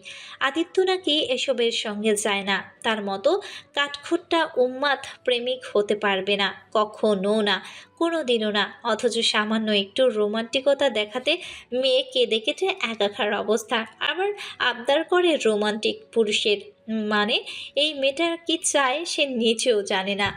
পারে তো শুধু মুখে বড় বড় কথা বলতে, আর সেই কথা দিয়ে তাকে তীব্রভাবে আঘাত করতে। এসব কথা ভেবে আদিত্য পুনরায় মেধার পানে দৃষ্টি নিক্ষেপ করলো। সে বসে বসে আপন মনে সিদ্ধ ডিমের খোসা ছাড়াচ্ছে। ডিমের কুসুম কোনো কালেই খায় না মেধা। এখনও সে ডিমের সাদা অংশ খেয়ে চুপ করে বসে আছে, মুখে রাস শব্দ নেই। অন্যদিকে হলে কথা অন্যদিন হলে কানে মাথা ঝাঁঝা করে দিত। তখন আদিত্যের বাবা খাওয়া শেষ করে রেডি হয়ে নিজের কক্ষে গেলেন। এসেই মেধাকে নিয়ে বেরিয়ে পড়বে। ওর বাবা প্রস্থান হতে আদিত্য বলল, চোখ মুখ ফোলা কেন তোমার? বাতাস দিয়ে ফুলিয়েছি, সুন্দর লাগছে না? আর হ্যাঁ, ওখানে গিয়ে কিন্তু ওখানে গিয়ে হ্যাংলামি করব না, ছেলেদের থেকে দূরে থাকবো, একা বাসার বাইরে বের হব না, আপনার আম্মুর আঁচল ধরে থাকবো, আর প্রতি ঘন্টায় কল করে আপনাকে সব জানাবো, ঠিক আছে না? হুম। আর কিছু বলবেন? না কেন? অনন্তকাল ধরে বসে থাকা সম্ভব নয় না, তাই উঠবো আমি। মেধার কথা শুনে আদিত্য ওর খাওয়া থামিয়ে মেধার মুখের দিকে তাকিয়ে রইল। অভিমানের টইটুম্বুর তার মুখ, একরাশ অভিযোগ চোখের চাহনিতে। রাগে এখনো দৃষ্টি তুলে তাকায়নি তার দিকে। হাতের মুঠোয় ওড়নার অংশ শক্ত করে চেপে ধরে শান্তভাবে বসে আছে। কথার ভাজে ভাজে রাগ মিশ্রিত অভিযোগগুলো ঝরে ঝরে পড়ছে। তা দেখে আদিত্যের হাসি পেল, হাসলো। তবে তার হাসিটুকু ঠোঁটের কোণেই অদৃশ্য হয়ে গেল। এইটুকু পুচকে মেয়ে, আবার রাগও আছে। তার থেকে জবাব না পেয়ে মেধা তৎক্ষণে উঠে বেসিনে হাত ধুয়ে ড্রয়িং রুমে বসেছে। রাগে তার পুরো শরীর রেডি করছে। এর কারণও ওই আদিত্যই। এই তো বছরখানেক আগে আদিত্য সব কাজিনদের মতো তাকেও তুই করে সম্বোধন করত। কিন্তু হঠাৎ তার সম্বোধন পরিবর্তন এসেছে। তুই থেকে এক লাফে তুমিতে স্থির হয়েছে। যে কারণে কাজিনদের পচা নিয়েই তাকে সহ্য করতে হয়। তাকে দেখলেই কাজিনরা জোট হয়ে চেঁচিয়ে বলে, এই যে আদিত্য ভাইয়ের, তুমি প্রেমে কত দূর এগোলে? হুম। যা সঙ্গেই দেখা হোক সবাই আদিত্যকে জড়িয়ে মজা নেয়। এই নিয়ে অভিযোগ দিলেও কাজ হয় না, বরং ওদের উস্কে দিয়ে আদিত্যের মা সর্বসম্মুখে ঘোষণা দিয়েছেন, খবরদার বলছি, কেউ আর মজা নিবি না, বরং ওদের একান্তে প্রেম করার সুযোগ করে দিবে। ওনার কথা ওরা আরও সুযোগ পেয়ে যাচ্ছে, তাই বলে মজা নেই। কেউ কেউ তো ওদের বিয়ে বাসর বাচ্চার অবধি চলে গেছে। যেসবের কথা মুখে আনাও পাপ। এসব তার পছন্দ না, ওই মানুষটাকেই তো পছন্দ না। কিন্তু মূল ঘটনা হচ্ছে গ্রামে গিয়ে কাজিনদের আবার তাকে ধরবে। তারা জেনে গেছে গতরাতে আদিত্য আর সে বাসায় ছিল। এখন মন গড়া কত কিছুই না ভেবে সব কিছু মিলে মেসেজ করছে। তবে এক পক্ষই খুব ভালো হয়েছে, আদিত্য যাচ্ছে না। তাছাড়া গতরাতে আদিত্য যা করেছে এজন্য মাপ করবে না সে। প্রেমিক পুরুষ না হোক, তাকে অন্তত ভালো মানুষ ভাবত। কিন্তু গতরাতে তার সমস্ত ধারণা বদলে দিয়েছে। আদিত্যের দিকে তাকিয়ে মেধা এসব ভাবছিল। হঠাৎ আদিত্যের সঙ্গে তার চোখাচোখি হওয়াতে দ্রুত দৃষ্টি সরিয়ে নিল। তখন আদিত্যের বাবা চলে আসায় বিদায় নিয়ে ওনারা চলে গেল। আদিত্য ওর কাজ সেরে সেও বেরিয়ে পড়ল সিলেটের উদ্দেশ্যে। যথাসময়ে মেধা গ্রামে পৌঁছে কাজিনদের নিয়ে মেতে আছে। তার দূরত্বপনা বেড়ে গেছে অতি মাত্রায়। বিয়ের অজুহাতে শহরের মানুষ দেখতে গ্রামে কিছু মানুষও এসেছে। তারা সীমা বেগম এবং বড় মামির সঙ্গে গল্পে মেতেছে। বড় মামি মেয়ের শ্বশুরবাড়ির সুনাম ছড়ায় ব্যস্ত। মনমতো পাত্র পেয়েছে ওনারা বেজায় খুশি। যদি সুপাত্র মেয়ে নিজেই খুঁজে নিয়েছে। ওদিকে নতুন বউকে শুচিয়ে খিদে ধরেছে মেধা সহ রিমি, মিমি ও সাথী। বোনদের মধ্যে সুচি হচ্ছে সবার বড়। এখন তারা সুচির মুখ আর হাত বেঁধে রেখে হবু দুলাভাইয়ের সঙ্গে চ্যাট করছে, কত রং ঠঙের আলাপও করছে। চলছে তাদের মধ্যে। হবু দুলাভাইয়ের বোকা বানিয়ে উচ্চ শব্দে হেসে উঠছে কখনো কখনো। সুচি শুধু অসহায় চোখে তাকিয়ে তাকিয়ে দেখছে বোনদের কাণ্ড কারখানা। এমন বোন থাকলে শত্রুর প্রয়োজন হয় না। তখন সীমা বেগম হঠাৎ রুমে এসে তাদের থমকে কাজ ধরিয়ে দিয়েছে। কাজ হচ্ছে মটরশুঁটি খোসা ছাড়ানো। ধমক থেকে বাঁচতে বোটা মিলে খোসা ছাড়াতেও বসে গেছে। তবে মটরশুঁটির দানাগুলো পেটে চালান করছে বেশি। সঙ্গে আছে তাদের খুনসুটি। সুচি ফোন পেয়ে সেই যে রুম দরজা আটকেছে এখনও খুলেনি। তখন রিমি ইশারায় সিমিকে কিছু বুঝিয়ে মেধাকে বলল, এই মেধা, বল না কাল কি কি করলি? কাল দুপুরে ঘুমিয়ে উঠেছি সেই সন্ধ্যায়। তারপর সন্ধ্যা থেকে কি করলি? তেমন কিছু করিনি, টিভি দেখেই সময় পার করেছি। বললেই হবে না, প্রেমিকের বাসে থাকছিস, তাও আবার বাসা ফাঁকা। আদিত্য ভাইকে তোমরা জানো না সে কেমন, সে আবার করবে রোম্যান্স। ঠিক বলেছিস, এই আদিত্য ভাইটা না আসলে নিরামিষ।